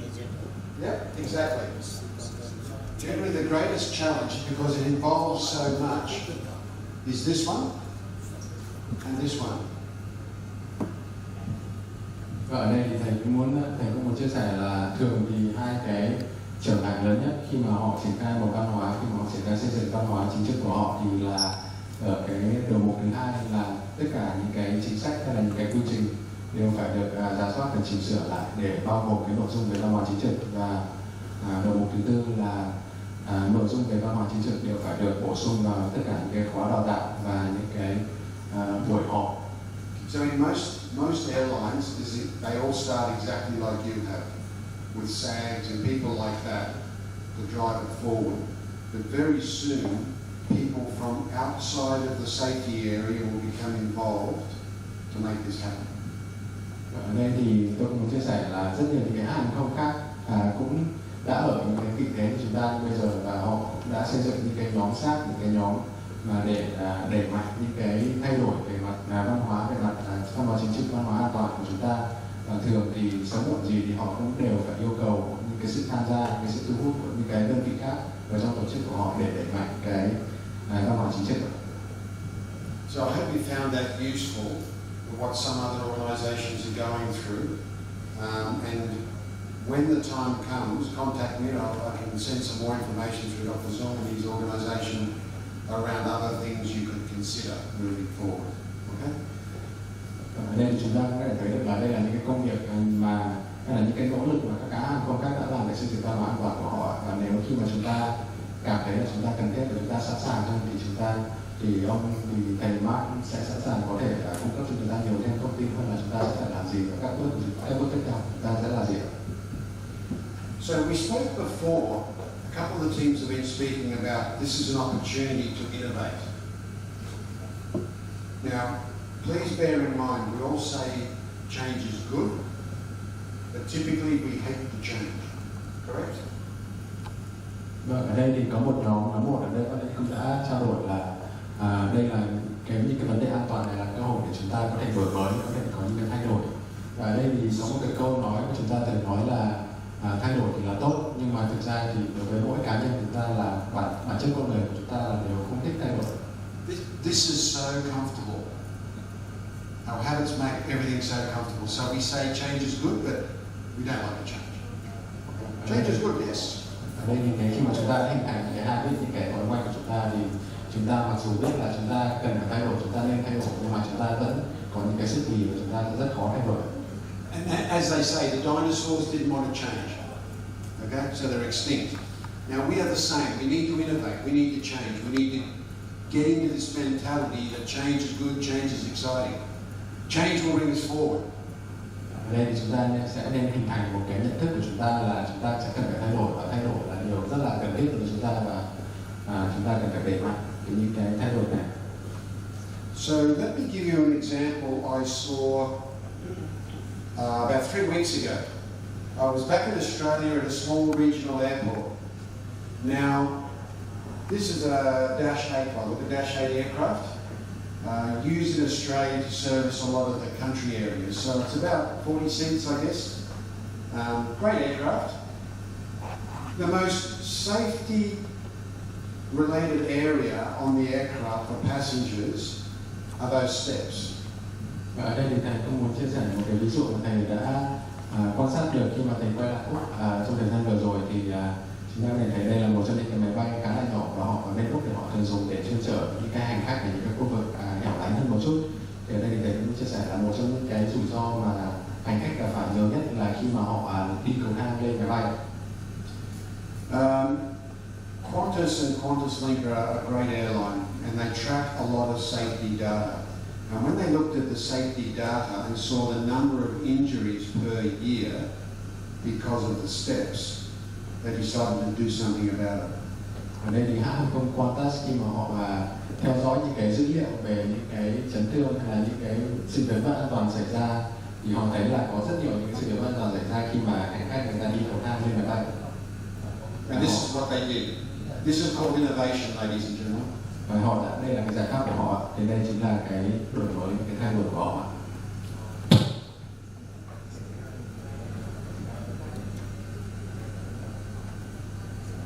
One man operation. Chúng ta phải thấy là chỉ có một người đang vận hành cái máy này.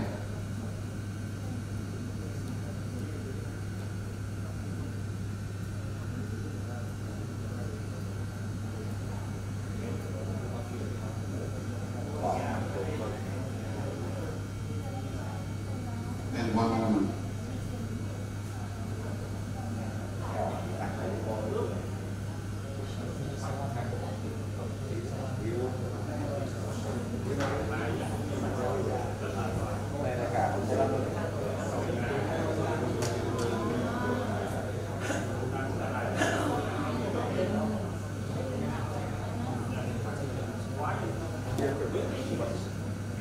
Okay, so simple. So simple. They had no fatalities on those steps, but they had an awful lot of injuries. As people who were inconvenienced, reputation, money, all different types of things, time was lost. And that's all it took. So now they've rolled those out, those ramps, at most of the regional airports serviced by the Dash 8, and they're fitting other aircraft. The catering trolley goes up and down that ramp. Anyone in a wheelchair no longer needs a scissor lift. Now they load them straight up that ramp. Và ở đây thì chúng ta thấy là Qantas họ đã ứng dụng cái máy này cho rất nhiều những cái sân bay và ở những cái khu vực hẻo lánh hơn. Thì cái máy này cũng có thể dùng cho xe xuất ăn, hay là những người đi xe lăn họ cũng có thể trực tiếp đi xuống, họ không phải nhấc lên và họ có người ta phục vụ. So I sent this same film or same video to a friend in an airline in the Middle East, and they're at an airport where they don't have ramps, normal transit ramps into the terminal. So they're now looking to build these on a bigger scale for larger aircraft. So simple. Ở đây thì sau khi mà thầy đã nhìn thấy cái máy này thì thầy đã gửi cái video này đến cho một người bạn cũng đang làm việc ở một cái hãng công khác ở khu vực Trung Đông, thì họ cũng đã thấy ý tưởng là rất hay và họ cũng đang xây dựng một cái máy này nhưng mà ở cái quy mô to hơn để phục vụ cho những cái máy bay lớn hơn rất là nhiều. And no wearing parts, so it will last forever. Okay, another example. Thinking back to what we said this morning, people coming in on level 1. They don't know what they don't know. This is an example of one airport and how they used application technology to solve a huge safety problem. You can see the staff coming in here at level 1. Vâng, ở đây thì chúng ta sẽ quay lại cái mô hình về hành vi con người. Chúng ta có thể thấy là chúng ta có thể nhớ là ở O1 thì là những cái người ở đây là những cái người mới và họ không biết là họ phải làm gì, thì họ đã ra được một cái ứng dụng để có thể giảng dạy về cái vấn đề an toàn. Ở đây chúng ta thấy là cái level 1 ở đây chính là cái cấp độ 1 là những cái người mà họ chưa biết gì ạ. Now, like all good airlines, these people come in, they go through the training center. They're equipped with their app for the airline, and they come out at level 2. So in other words, they know the difference between right and wrong, they've been trained. Và ở đây thì sau khi mà họ đã đi qua cái trung tâm đào tạo và họ đã được trang bị những cái ứng dụng về an toàn của họ, thì họ đã đạt được cái cấp độ 2 là cái O thứ 2 kia, là họ đã nắm được những cái quy trình, những cái công việc của họ rồi. Then as they move around the airport, there are a number of zones, and they're what they call geo-fenced. So when your app on your phone approaches that area, you receive a number of messages on your phone. Ở đây thì có một cái điểm đặc biệt của cái ứng dụng này là khi mà họ đi lại ở trong cái sân bay này của họ, thì cái ứng dụng này họ cung cấp cho họ thông tin ở trong mỗi một cái khu vực. Khi mà họ đi vào cái khu vực này, cái sân bay, ví dụ như là trong mỗi một cái hình tròn trên kia thì họ đến cái khu vực đấy là họ nhận được cái tin nhắn hay là những cái thông tin về cái khu vực đấy. So sometimes it's just a reminder when they're going airside of certain things and distances. In other areas like cargo, they're actually given a quiz in some airlines, and you can't go in there without passing the quiz. So this is ongoing. Và ở đây thì cái ứng dụng này cũng là cũng hỗ trợ cho cái người nhân viên này là liên tục được đào tạo, liên tục được huấn luyện là khi mà họ đến cái khu vực cargo, khu vực chở hàng, thì có thể là cái ứng dụng này sẽ bắt họ phải trả lời một cái câu hỏi về cái khu vực này, và nếu họ không trả lời đúng thì họ có thể còn không được phép đi vào cái khu vực này. Now, by using this technology, the amount of data this airline and the airport collected, safety related, was fantastic. Và sau khi sau khi sử dụng cái ứng dụng này thì tất cả những cái thông tin, những cái chỉ số về an toàn của cái hãng không này, thì của cái sân bay này thì đều đã được cải thiện rất là nhiều. And by regularly including DG8 content and different dangerous goods content and traffic areas, they receive 100% pass first time on all their DG8 qualifications. So this is the difference it can make. Ở đây thì sau khi mà họ đã sử dụng cái ứng dụng này thì họ đã có được cái số điểm pass là 100% trên cái bài kiểm tra DGS. So you can see there it combines questions and regulations to reach eventually level 3, which is now the people are thinking about it as they're moving around the airport. They've been tested on 24/7, 2 o'clock, 3 o'clock in the morning. It's the app that's doing it and reporting the information in. People like you just need to review it. Và ở đây thì sau khi mà họ đã sử dụng ứng dụng này thì họ liên tục được kiểm tra, họ liên tục được rèn luyện những cái thông tin, họ liên tục được cập nhật những cái thông tin về an toàn, và từ đó thì họ từ cấp độ 2 họ sẽ đạt được cấp độ 3 trong cái quá trình đào tạo liên tục này. Có thể là 2-3 giờ sáng ngay bất cứ lúc nào khi mà họ làm việc trong sân bay.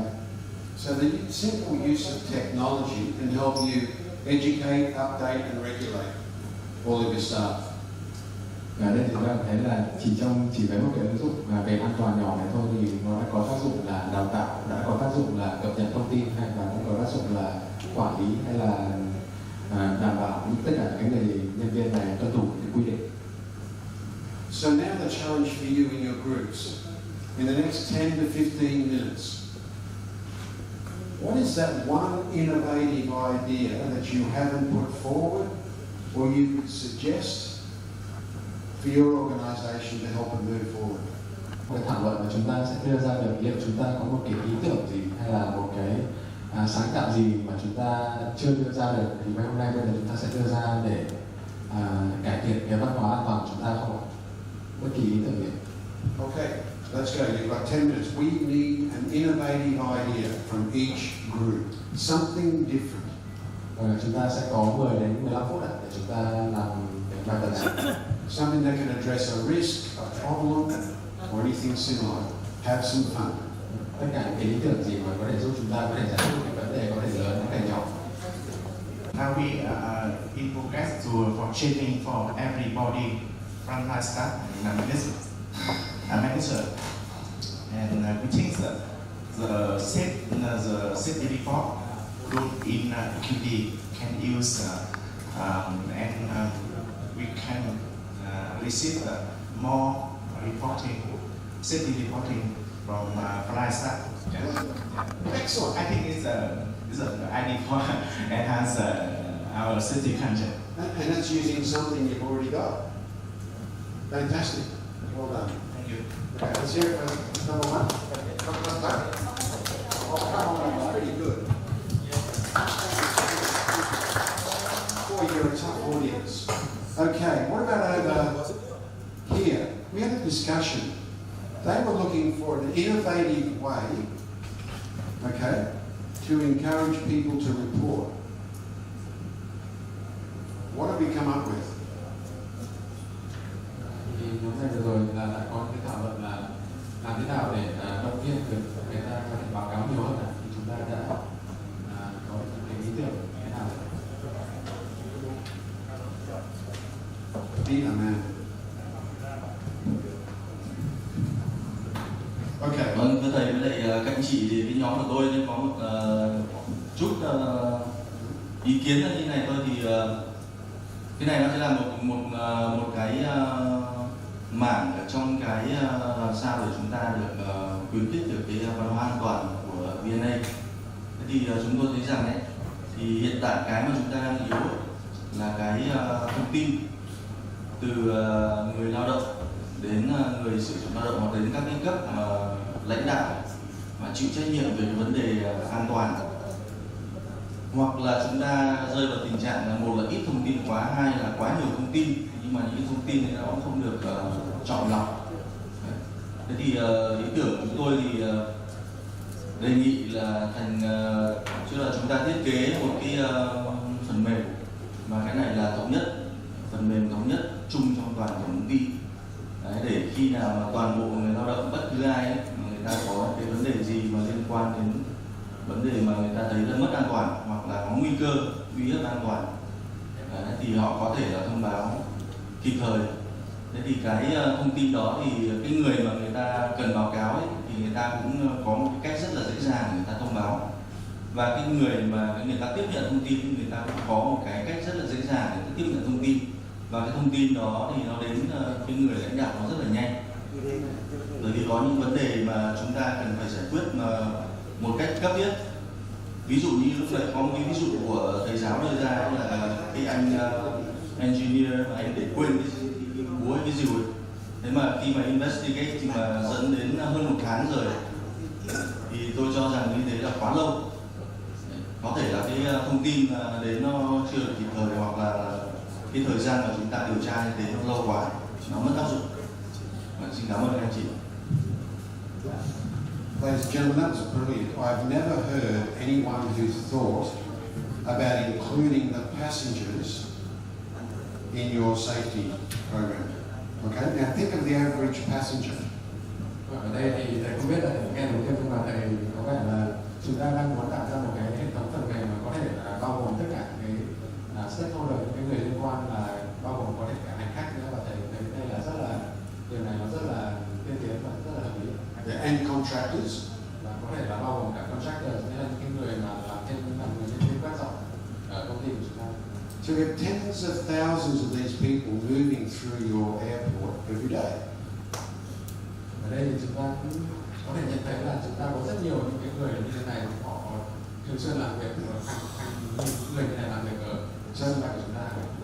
If they see something, generally they are too busy getting out of the airport to report it to anybody. Ở đây thì đối với những cái hành khách hay là những cái người contractor, những cái người làm việc ở cái sân bay của chúng ta như này, thường khi mà họ làm việc họ thường quá bận để họ có thể có những cái báo cáo viết cho chúng ta khi mà họ có thể là trên đường đi về, họ quá bận họ không thể làm cái này được. But if I can quickly access your app and do a report while I'm in the taxi or walking to the taxi or whatever, that's fantastic. That's great data. Và nếu mà người ta có thể rất là tiện lợi, chúng ta có thể vào một cái ứng dụng mà họ có thể báo cáo ngay lập tức, thì đây là một cái giải pháp rất là tốt. And I'm not aware of any airline in the world that's doing that, so you could be the first. Và theo thầy cũng biết là đã không có một hãng hàng không nào trên thế giới đang làm cái này. Cho nên là Okay, that's innovation. Well done. Okay. And that's definitely 5-star.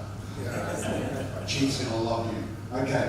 Now, the other conversation we had up here was encouraging people to report. Okay. Một điểm nữa mà chúng ta cũng đã đề cập đây là chúng ta đang khuyến khích chúng ta có thêm nhiều báo cáo hơn. And we worked on a project in Australia, on a railway project, bringing in a new safety culture. Ở đây thì tôi cũng đã làm việc trong một cái dự án ở Úc là chúng ta họ muốn đưa một cái văn hóa an toàn trong một cái lĩnh vực đường sắt. And what we did, we had these little square envelopes, and if you made a report, your supervisor could give you one of these envelopes. Và khi mà ở đây thì họ có những cái lá thư hình vuông rất là nhỏ như này, và nếu mà khi mà họ muốn có viết báo cáo thì cái người giám sát hay là những người quản lý của họ sẽ đưa cho nhân viên có cái tờ báo cáo này. And when you open the envelope, the seal, you could win a can of Coke, a Mars bar, packet of crisps, or something minor like that. Và những cái khi mà họ mở cái lá thư này là thực ra đây là cái gọi là những phần thưởng. Và nếu mà ai mà làm viết báo cáo thì họ có thể mở, họ có được cái túi phần thưởng nhỏ này, mở ra họ có thể cái viên kẹo hay là sô cô la, là những cái phần thưởng rất là đơn giản để có thể. And the reporting for such a simple thing just went like this. Và mặc dù cái giải pháp của họ chỉ đơn giản như vậy, nhưng mà sau khi họ áp dụng thì số lượng báo cáo của họ cũng tăng lên rất là nhiều. But one recommendation, never ever make it about cash. Ở đây thì thầy cũng khuyến nghị chúng ta là chúng ta không bao giờ nên đưa những cái chính sách khen thưởng bằng tiền. But can you put the lottery ticket? No. As soon as you make it about cash, it corrupts your system straight away. Straight away. Khi mà chúng ta đưa cái vấn đề tiền vào đây thì nó sẽ làm hỏng đi cái ý nghĩa của hệ thống chúng ta rất là nhanh. Any culture, not just any. Okay, so that's another innovative idea you could use. Encourage people to make the reports. So simple. What we found in this railway, it cost us, was minor. I think it was about $1,000. I said $10,000. I think it was about $1,000 a month for the whole railway, and we worked out we were saving millions a month. Okay, for such a simple investment. Ở đây thì khi mà họ đưa ra những cái con số, những cái dữ liệu của họ thì cái dự án này của họ cũng chỉ mất có 1.000-2.000 đô trong vòng 1 tháng, nhưng mà họ đã tiết kiệm được hàng triệu đô qua những cái dữ liệu họ nhận được. Okay, so there are a couple of other ideas. Let's hear from the team at the back. Innovation. Innovate or die.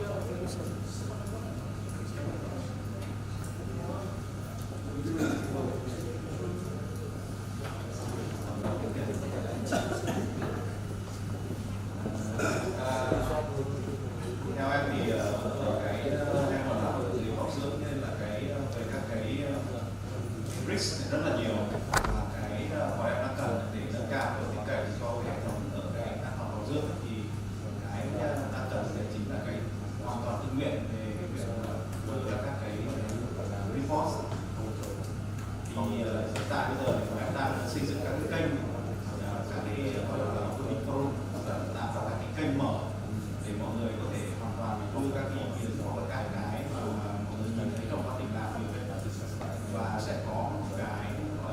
tưởng thôi, nhưng mà sẽ có một cái khuyến khích là tưởng thế nào đó để cho các nhân viên kỹ thuật khi nào người ta làm cái việc đó gọi là có nghĩa và người ta sẽ dần dần số lượng report sẽ tăng lên. Và sau khi mà cái bộ phận sát hiện cái report này thì có các cái phản hồi, có nghĩa là khi người ta có report thì có phản hồi là cái giải pháp cho cái report hiện như thế nào, và dần dần người ta sẽ có một cái tự tin là cái việc mà mình report đấy thì có ý nghĩa và có cái phản hồi nó đang tốt lên. Thì đấy là cái mà em đang có cái định hình xây dựng tăng cái số lượng report cũng như xây dựng cái văn hóa toàn. Xin cảm ơn các bạn. Fantastic, well done. So innovation doesn't have to be, it's just doing something different. You've heard the English saying, continue to do what you've always done, and you'll get what you've always got. Now translate that. Ở đây thì thầy cũng muốn chia sẻ là chúng ta nói về những vấn đề thay đổi về đổi mới thì không nhất thiết là chúng ta phải tìm những cái giải pháp quá tốn quá nhiều chi phí. Ở đây thì thầy cũng muốn chia sẻ một cái câu thành ngữ tiếng Anh là nếu mà chúng ta làm những cái gì mà từ trước đến giờ chúng ta đã làm thì chúng ta sẽ chỉ nhận được những cái thành quả mà từ trước đến giờ chúng ta đã nhận được rồi. Không có gì nữa. So I also spoke to this group. When I was working for one of the airlines, we had a lot of problems with damage during pushback. It was decided we would go and develop a pushback simulator, similar to the simulators used by pilots. So we built a pushback simulator, a baggage tractor, truck, and a few other simulators, and we put them into the training center.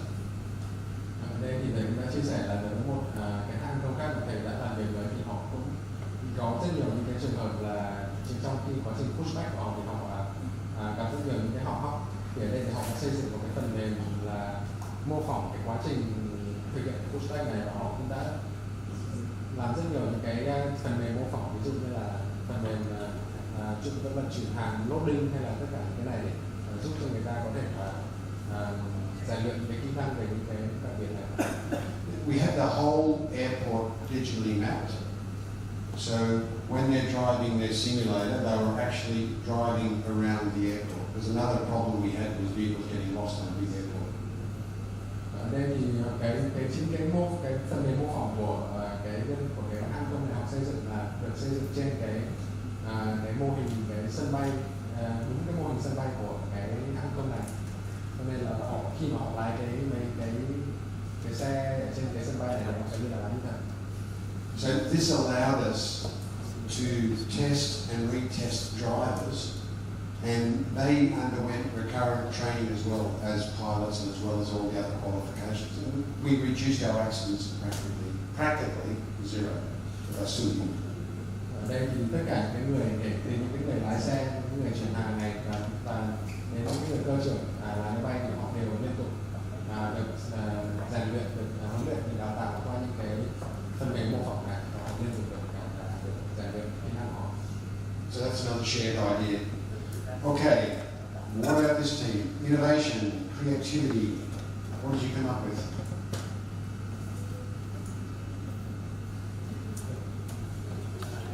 We have 4 innovative ideas. The first one, we would create a safety forum. This would be an online forum or face-to-face forum. So, as a forum, everyone can share the safety issues, so the issues will be solved as a forum. The second one, we conduct a safety competition. For example, Miss Safety. Yes, because we have 40 or from 40 to 50% female employees. So, Group 1 will raise an idea that we can conduct a safety Miss. Miss Safety. Yeah. Did this idea come from the men or the ladies? Of course, for the men. We have two guys, Miss and Mr. Oh, please stop.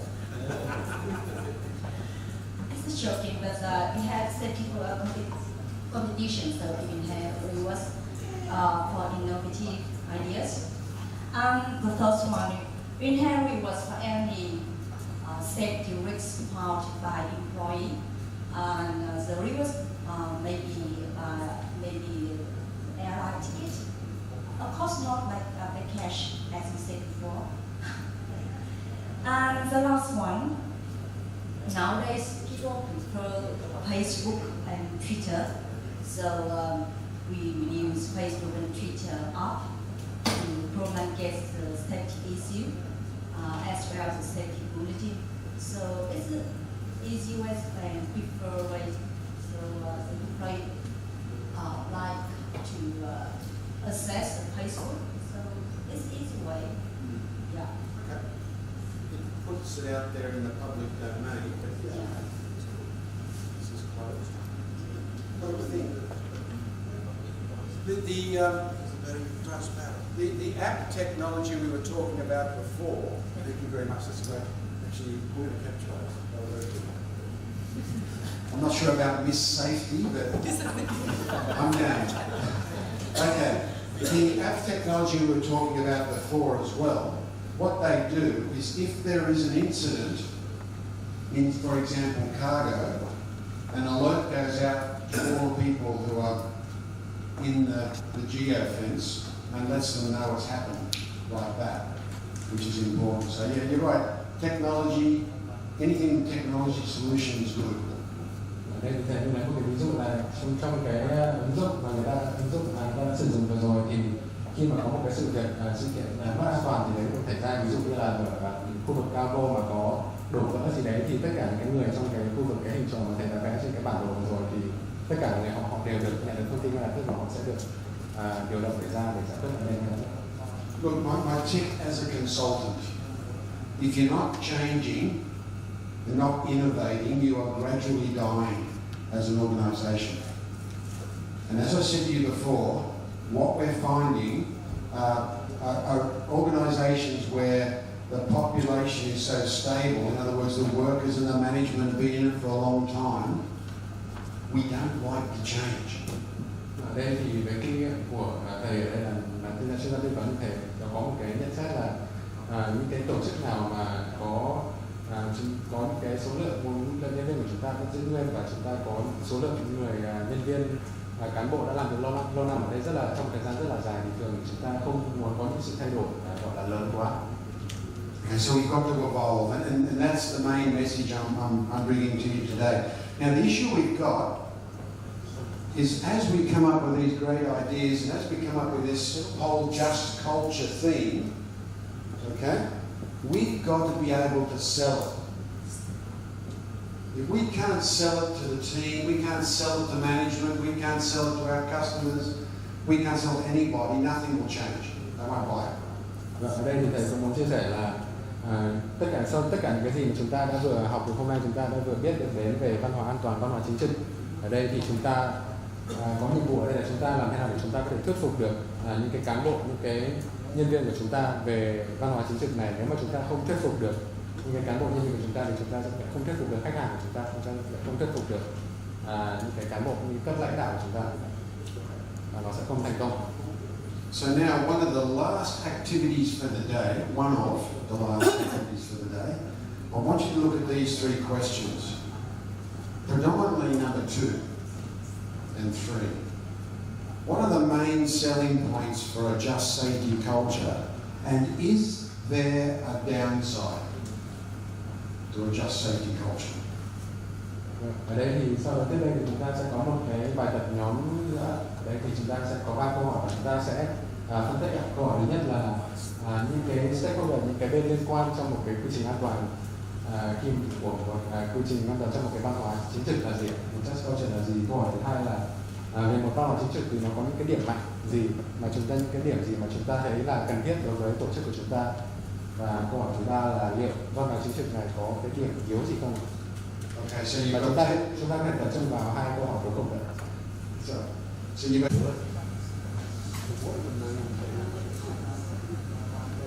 a lot of time money.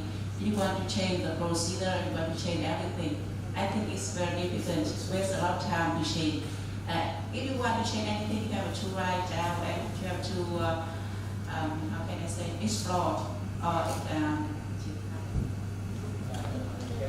to carry out the new procedure and have to change everybody, train many people, especially first in the staff first and then the other people outside when they use the aviation, right? And then the second one is some people, they don't want to change their mind, especially for the safety and the security. And now we said about the safety, especially the old people, the old staff. The old staff. Yeah, the old staff. Yeah, they feel it's very difficult to change their mind. Yeah, I want to do only this one, I don't want to change. It's difficult for me. I've always done it this way. So maybe she means the start in the group form. Group form? Okay. And sometimes for the high technology, as you know, if we use Facebook, Twitter, or the IT AQD system, like group number 1, I think for the old people it's a little bit difficult for them. I think so. So that's why it's difficult to change their mind. The old guys. Okay, thank you. Old people are nice. Okay, so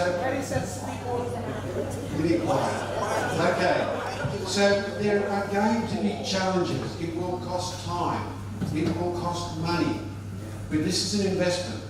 Okay, so it's not a reason not to do it, but you've got to be aware of it. So when we sell this, we make sure we tell people the benefits, but also what we've got to do to achieve it. Don't give them half the story.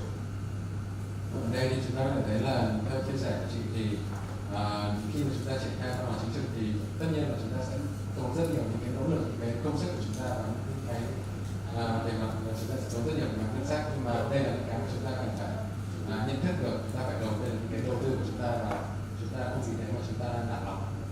So just remember, don't go through life thinking everything is good. Everything is in balance. Okay, let's hear from the team up the back here. Is that you? Yes. So, our group found two downsides here. So the first is, I think, for the maintain the five-star just culture in our company, we have to use money for this. And the second, I think the competitor, the airline's competitor, can use the safety information to reduce my reputation, my airline's reputation. So that's two things we talk about the downsides here. So, I'm sorry, so the competitors can use the safety information to reduce my airline's reputation. Or you can increase it. If it's good. I think for the competition, maybe it's not fair. So you're talking about putting the information out there so everyone can access it. Okay, I get it. Okay, what do we think of that?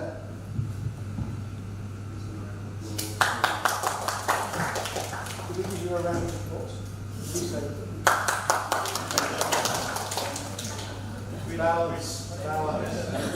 Okay, so look, I think we've got to get beyond the money thing. I think most things cost time and money. Okay, we get that. But it's investing. Like your salary. That costs us time and money. Or we can stop your salary. Okay, good list. Next. Capitan? Who have you got? Who's speaking? Ladies and gentlemen, this is the disadvantage of having a big team. You have too many people high. So let's hear it from someone in the super team.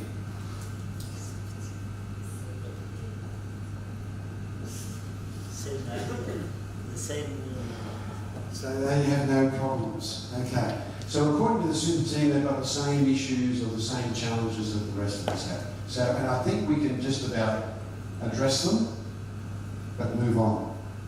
because I heard nothing to stop us adopting the just safety culture. True? You agree? Yes. You're right. Okay, good. Okay. So let's move on.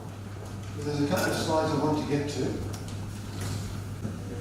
The second one, once again, the CEO will push down with this initiative. We're asking you to help push up. Okay? So in other words, it's changing leadership mindset at every level. They say the first thing that goes through a person's mind in change is how will this affect me? Ở đây thì một cái điểm thứ hai nữa là một trong những cái hạn chế mà khi mà chúng ta thực hiện văn hóa an toàn ở đây, văn hóa an toàn chính trực ở đây là cái sự cam kết của cấp độ quản lý của chúng ta, và khi mà cấp độ quản lý cao nhất của chúng ta áp dụng cái văn hóa chính trực này ở mọi cấp độ, thì chúng ta ở đây có nhiệm vụ là chúng ta cũng sẽ phải ủng hộ cái văn hóa chính trực này ở cấp độ của chúng ta. Và ở đây thì thầy muốn chia sẻ là một trong những cái khái niệm mà khi mà bất cứ một ai đấy, khi mà chúng ta nói về một cái thay đổi gì đấy về mặt văn hóa, thì cái phản xạ đầu tiên của một con người là nó sẽ ảnh hưởng đến mình như thế nào. So when you go to sell a just safety culture, you've got to understand how it will affect, what it will do for these people you're selling to. How will it affect me as your manager or your leader if I support you with a just safety culture? How will it make my life easier? Ở đây thì khi mà chúng ta thuyết phục những cái cán bộ nhân viên của chúng ta hay là những đồng nghiệp của chúng ta về việc phát triển văn hóa an toàn chính trực, thì chúng ta phải hiểu được là cái văn hóa an toàn chính trực này sẽ ảnh hưởng đến họ như thế nào. Another challenge is the data. You will start to generate a massive amount of data. You will learn to love the data. Data is good. It gives you a foundation to make more change. Một điểm tiếp theo nữa mà chúng ta sẽ một cái rào cản mà chúng ta sẽ gặp phải là dữ liệu. Ở đây thì khi mà chúng ta có được một cái văn hóa chính trực an toàn, văn hóa an toàn chính trực, thì chúng ta sẽ có rất nhiều dữ liệu và chúng ta sẽ phải xử lý những cái dữ liệu này. But the organisations we find that struggle with this are the ones who either don't collect it or don't act on it. The third group are the people who collect lots of it and they have lots of data but do nothing with it. Ở đây thì một trong rất nhiều những cái trường hợp phổ biến khi chúng tôi làm việc với rất nhiều những hãng hàng không khác là họ thường có những trường hợp thứ nhất là họ không thu thập dữ liệu, trường hợp thứ hai là họ bỏ qua những cái dữ liệu, và trường thứ ba là họ có rất nhiều dữ liệu nhưng mà họ lại không xử lý, họ lại không phản hồi những người báo cáo. So another point is the lack of understanding or education. So part of your role is to educate people on this just culture. Cái rào cản thứ tư ở đây là sự thiếu những cái hiểu rõ ràng về văn hóa chính trực ở đây, và nhiệm vụ của chúng ta ở đây với tư cách là những người quản lý là chúng ta phải thuyết phục, chúng ta phải nắm rất chắc được về những cái định nghĩa văn hóa chính trực này của chúng ta, giải thích cho nhân viên của chúng ta. And finally, in a lot of the airlines we find it's just another fad. It's just something else we're doing and no one supports it. Ở đây thì một trong những cái hiện tượng mà chúng tôi cũng đã quan sát được, thấy là rất nhiều những cái hãng không ở đây là một hiện tượng là nhân viên họ chỉ cho là đây là một cái gọi là trào lưu rất là gọi là tức thời, nghĩa là nó sẽ đến và nó sẽ qua đi và sẽ không có cái cam kết gọi là chính thức, cái cam kết lâu dài của cấp độ quản lý của chúng ta. Okay. So what I've done here is develop a checklist which has been used for a number of the airlines. And it looks at how likely you are to succeed. What I would like, I'll walk you through it, and then where you're going to let you score where you think you are. Okay? So the first one, ở đây thì thầy cũng đã xây dựng được một cái checklist, một cái danh mục và những cái mà đặc điểm để chúng ta có thể chấm điểm được cho tổ chức của chúng ta về văn hóa an toàn. Ở đây thì có 8 điểm này. Okay. So the first one, you have a robust communication channels, both vertical and horizontal. Ở đây thì điểm thứ nhất là chúng ta có được cái kênh truyền thông hay là kênh thông tin rất là linh hoạt, và vừa ở hàng xóm chúng ta có thể liên lạc được với cấp cán bộ ở các cấp quản lý khác nhau, và vừa chúng ta có thể liên lạc được rất là thoải mái với cán bộ công việc. So what I'd like you to do now is open your notes and turn to this slide in your notes. Bây giờ thầy muốn chúng ta là chúng ta sẽ mở cái quyển workbook, quyển ấy của chúng ta tại cái quyển sách hoạt động của chúng ta, và thầy muốn chúng ta dở đến trang này. So we're not going to score this and tell everyone the results. It's just for you. So please be honest. You don't have to divulge them. Just rate where you think we are, 1 to 10. 1 being really bad, 10 being really good. Ở đây thì chúng ta sẽ chấm điểm cho cái tổ chức chúng ta ở mỗi cái tiêu chí này. Ở đây thì chúng ta cái kết quả này chúng ta không tập gì đâu, chúng ta sẽ chấm điểm một cách rất là gọi là cá nhân của chúng ta, là cái ý kiến cá nhân của chúng ta. Like I said, you don't have to share. Okay. Point 2, management commitment and leadership buy-in. Điểm thứ hai đây là cái cam kết của cấp độ quản lý của chúng ta, là liệu cái cấp độ quản lý của chúng ta họ có cam kết thực hiện ra ngoài chính trực không? Ở đây thì chúng ta chấm điểm từ 1 đến 10, 1 là rất thấp và 10 là rất cao. Okay, where we are at with collection and publicising of near-miss reporting, are we good at that or are we bad at that? Điểm thứ ba là điểm chúng ta thu thập và chúng ta cung cấp những cái thông tin về những cái trường hợp near-miss, trường hợp suýt xảy ra tai nạn, và để chúng ta học hỏi. Number 4, good housekeeping culture and hazard identification. Are we really good at that? 10 or are we really poor at that? Trường hợp thứ tư là trường hợp chúng ta có cái văn hóa về an toàn trong tổ chức của chúng ta tốt hay không, và cái khả năng chúng ta có thể xác định được cái rủi ro về an toàn, cái nguy cơ tiềm ẩn có tốt không? The next point, stable workforce with low staff turnover. Cái điểm thứ 5 là chúng ta, tổ chức của chúng ta có nguồn nhân lực gọi là ổn định không ạ? Và chúng ta với cái số lượng nhân viên bỏ việc nó cũng không nhiều, để nhân viên bỏ việc không nhiều. So by the way, we have surveyed and looked at a lot of organisations in collecting this list. Okay, and these were common in all the successful implementations. Chúng tôi cũng đã thực hiện cái danh mục tiêu chí này đối với rất nhiều những cái tổ chức trên thế giới, và họ cũng rất nhiều nơi họ đã sử dụng cái danh mục này. Number six, a good system of talent identification and promotions. Điểm thứ 6 là chúng ta đều có một hệ thống có thể là hỗ trợ được chúng ta xác định được những cái người tài, những cái nhân tài của chúng ta, có những cái chính sách của chúng ta hay được chúng ta chọn dụng nhân tài. So what we found in this area was a happy workforce is generally a safer workforce.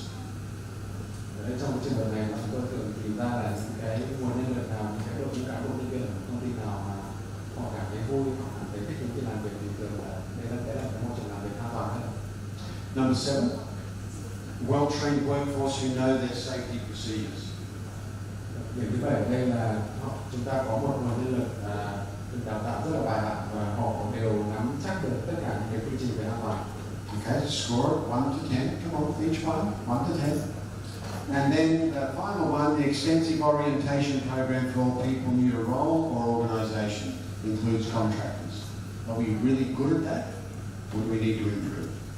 Ở đây thì cuối cùng là chúng ta có một chương trình mà chúng ta để giúp chúng ta cung cấp thông tin cho tất cả những cái người mà có thể là có được cái mới vào nghề, hay là những cái người mà mới được chuyển giao sang tổ chức của chúng ta. Đây cũng có thể bao gồm là cái nhân viên làm hợp đồng với tổ chức của chúng ta, để họ có được cung cấp rất đầy đủ thông tin về vấn đề an toàn không? Just as a side on that, the last couple of workplace investigations, safety investigations we were called in to do. Vâng, ở đây thì thầy cũng muốn chia sẻ một chút là đối với rất nhiều những cái tổ chức mà thầy đã được gọi đến để đánh giá về chất lượng văn hóa an toàn của họ. We found that new employees went through the organisational induction conducted by HR, but nothing for the local team, and that's where most of the accidents were occurring. Ở đây thì thầy cũng nhận ra một hiện tượng là có rất nhiều những cái nhà cán bộ nhân viên từ nơi khác đến thì họ được tổ chức nhân lực của công ty họ giới thiệu rất kỹ về những cái quy cách ứng xử quy cách về cái quy trình an toàn của tổ chức của họ, nhưng chính những cái nhân viên ở trong tổ chức của họ hay là những cái khu vực lân cận của họ thì họ lại không được giới thiệu rõ về những cái quy trình an toàn. Now, I do not want to know the score. Okay, you've got the score in front of you.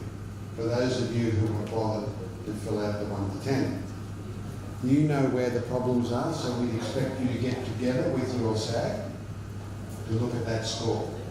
Okay? Understand?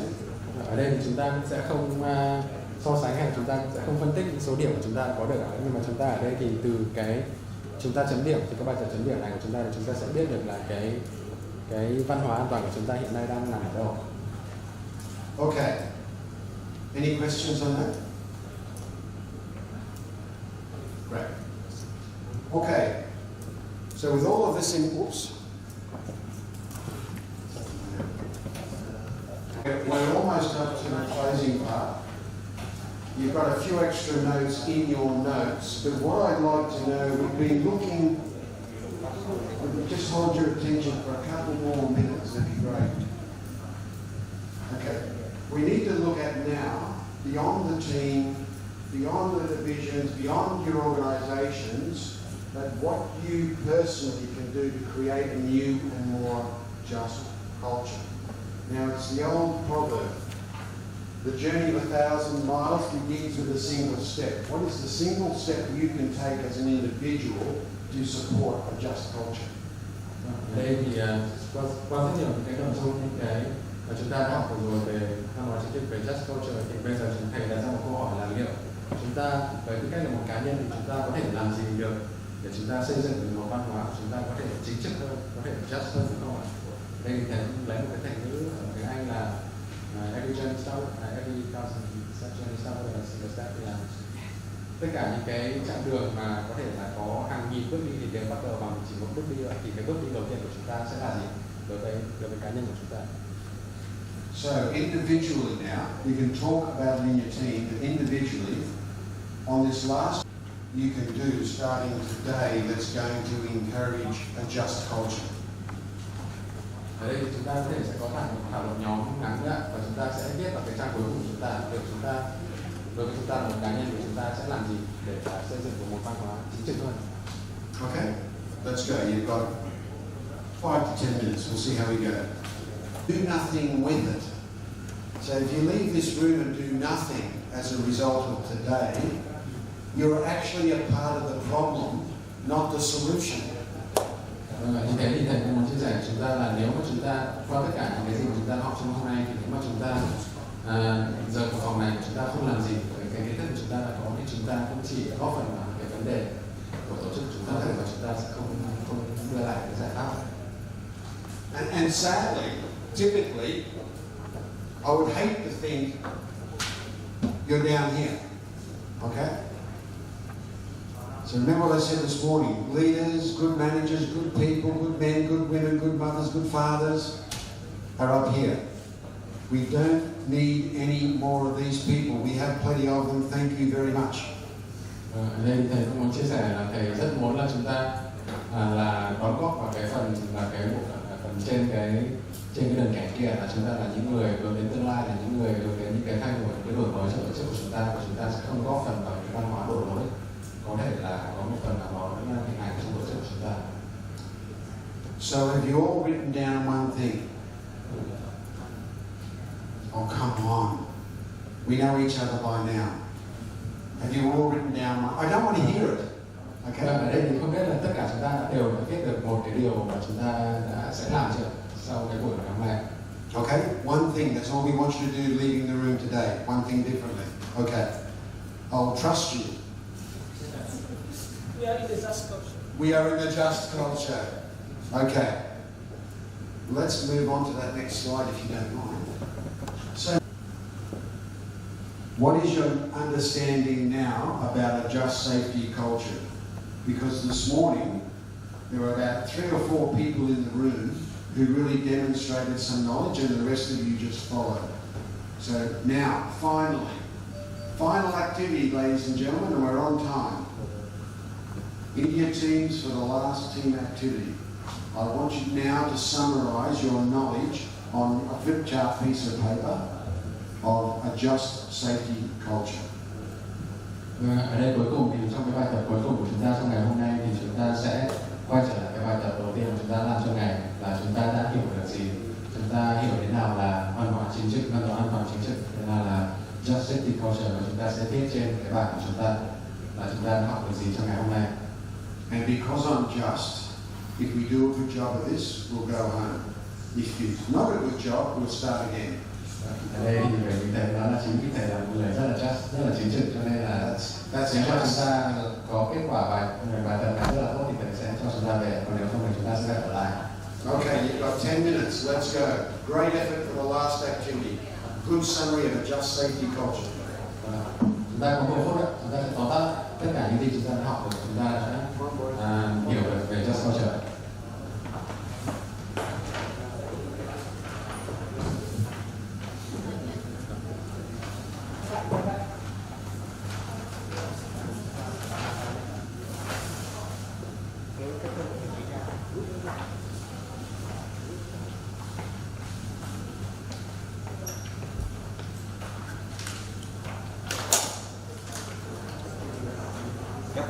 Okay, let's move. Let's get some energy. Last activity.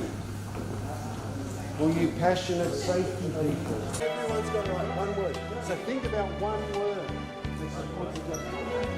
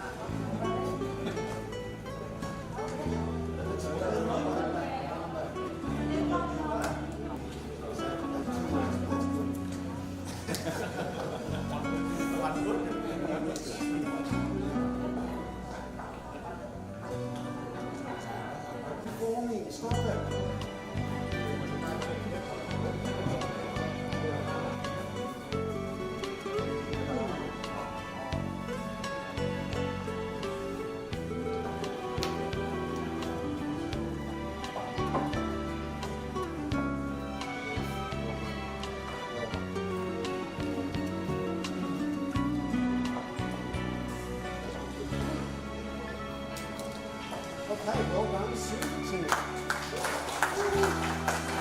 The points down the page here or around. If you might want to just quickly summarise Chúng ta phải tăng cường cái trao đổi, cái chia sẻ những thông tin, và chúng ta phải trao đổi cái thông tin để đào tạo chuyên sâu hơn. Chúng ta phải có được cái quy trình điều tra, cái quy trình giải trình trước khi chúng ta đưa ra những cái quyết định về mặt gọi là trừng phạt. Và chúng ta phải có một điều khá là quan trọng, đây là chúng ta phải có cái xây dựng một cái văn hóa chính trị gọi là restorative, là văn hóa chính trị phục hồi. Tức là chúng ta phải gọi là phải có cái tư duy về mặt giải pháp, chúng ta phải hướng đến phía trước, đến tương lai, chúng ta không nhìn lại quá khứ. Và cuối cùng là chúng ta phải xây dựng cái lòng tin ở đội ngũ nhân viên của chúng ta, là phải có tin tưởng thì chúng ta mới thành công được khi chúng ta phát triển văn hóa chính trị. Well done.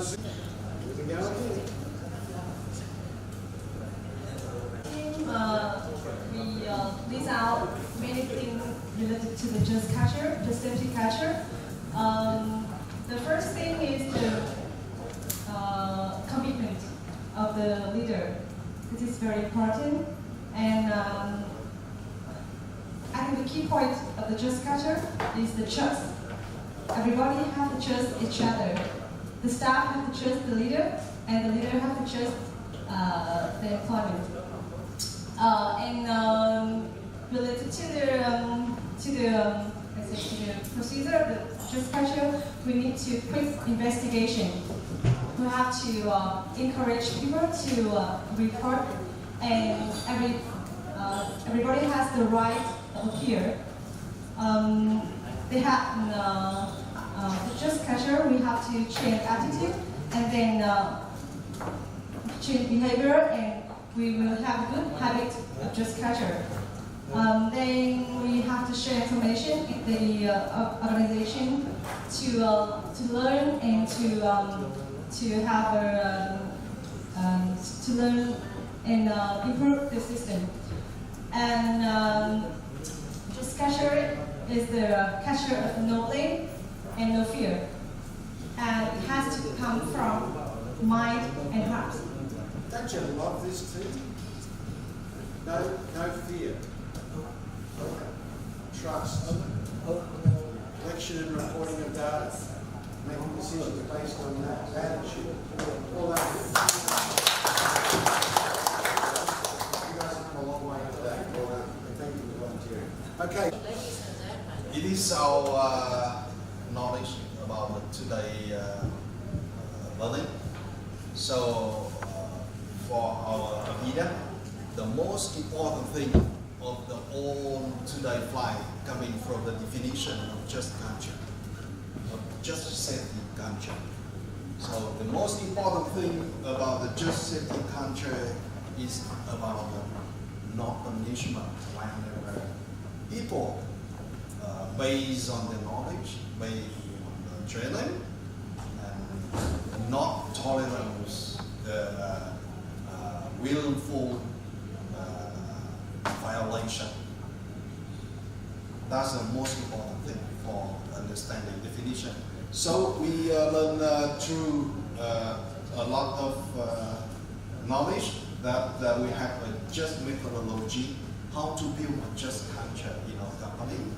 And characteristic of the just culture, we should have some very important characteristics like communication, not only horizontal, but also the vertical. Yeah, like commitment, like a report, risk hazard identification, and so on.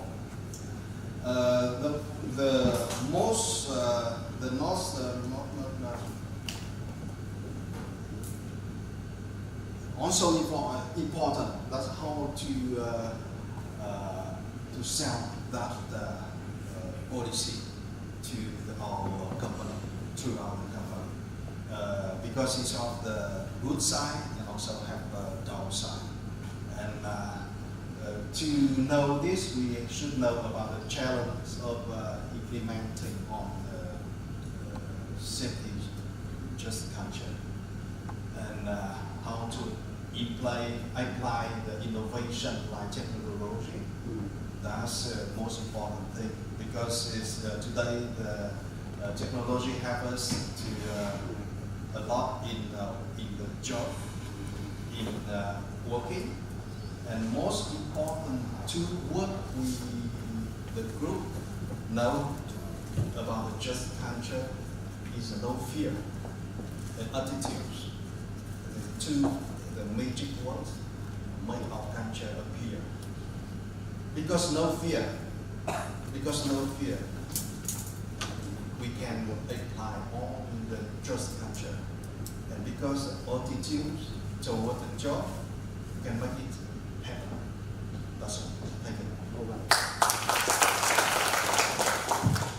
This you have all produced at the end of the day, compared to the 2 or 3 bullet points we produced at the start of the day, you can see a lot more depth in the knowledge you're presenting. So you're moving down that just pathway. But this is not the end, this is just the beginning. So just the beginning. Okay, so it's got to keep going.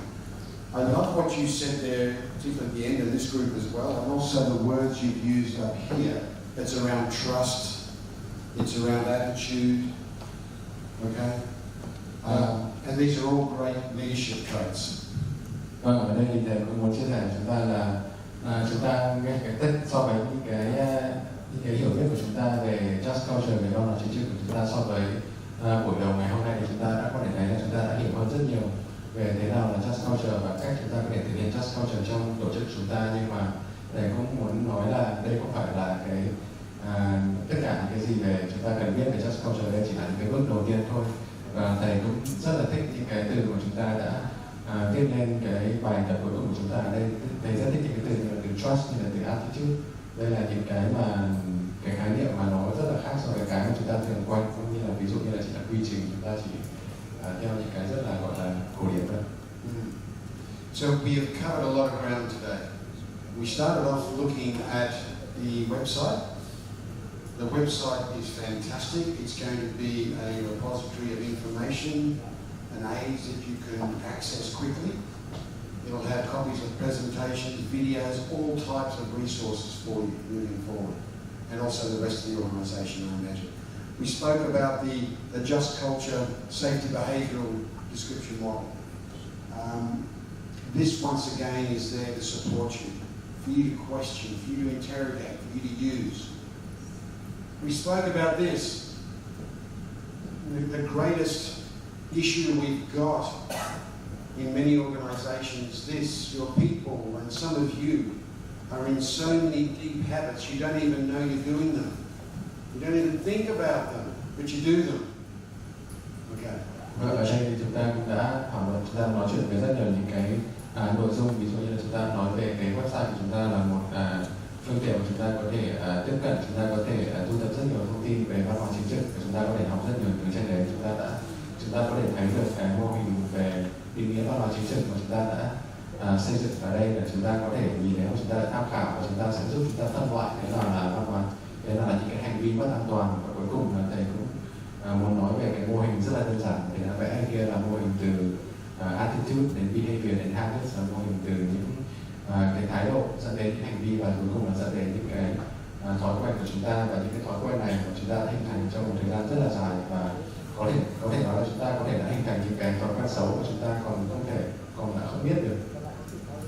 So to change anyone's behaviour or habits, it has to start there, or you're wasting your time. And I think that's what you just explained. Well, that starts there. Ở đây thì thầy cũng muốn chia sẻ là để chúng ta có thể thay đổi được hành vi và cái thói quen của nhân viên, của cán bộ nhân viên của chúng ta, thì chúng ta sẽ phải thay đổi cái thái độ của họ, và nếu mà chúng ta chỉ đưa ra quy trình, chỉ đưa ra giấy tờ để bắt họ phải làm việc theo một cái quy trình này, thì chúng ta sẽ chỉ làm mất thời gian của chúng ta. Okay, the final gift I will leave you with is this one. Okay? And I want you to really question, where are you spending most of your time? Are you up here or down here? Và ở đây thì còn một cái nội dung cuối cùng mà thầy muốn nhấn mạnh của chúng ta là cái mô hình rất đơn giản. Thầy đã vẽ cái kia rồi. Liệu thì chúng ta đang bỏ quá nhiều công sức, quá nhiều tiền của để chúng ta giải quyết những cái vấn đề về cho những cái người mà, cho những cái cá thể mà họ có những cái văn hóa đổ lỗi, hay là họ có những cái chiều hướng suy nghĩ nhìn lại quá khứ, hay là chúng ta muốn là những cái người hướng đến tương lai, là những cái người đưa ra những cái đổi mới về văn hóa chính trị tổ chức của chúng ta. Okay, and of course we need you up here. Và tất nhiên là chúng ta sẽ phải là cái nhóm người ở trên, và chúng ta sẽ phải là những người tiên phong, là những cái người đưa ra những cái đổi mới. Okay, ladies and gentlemen, it's been a long day for some of you. I know a few of you have struggled to keep your eyes open this afternoon, but you've done a good job. Thank you.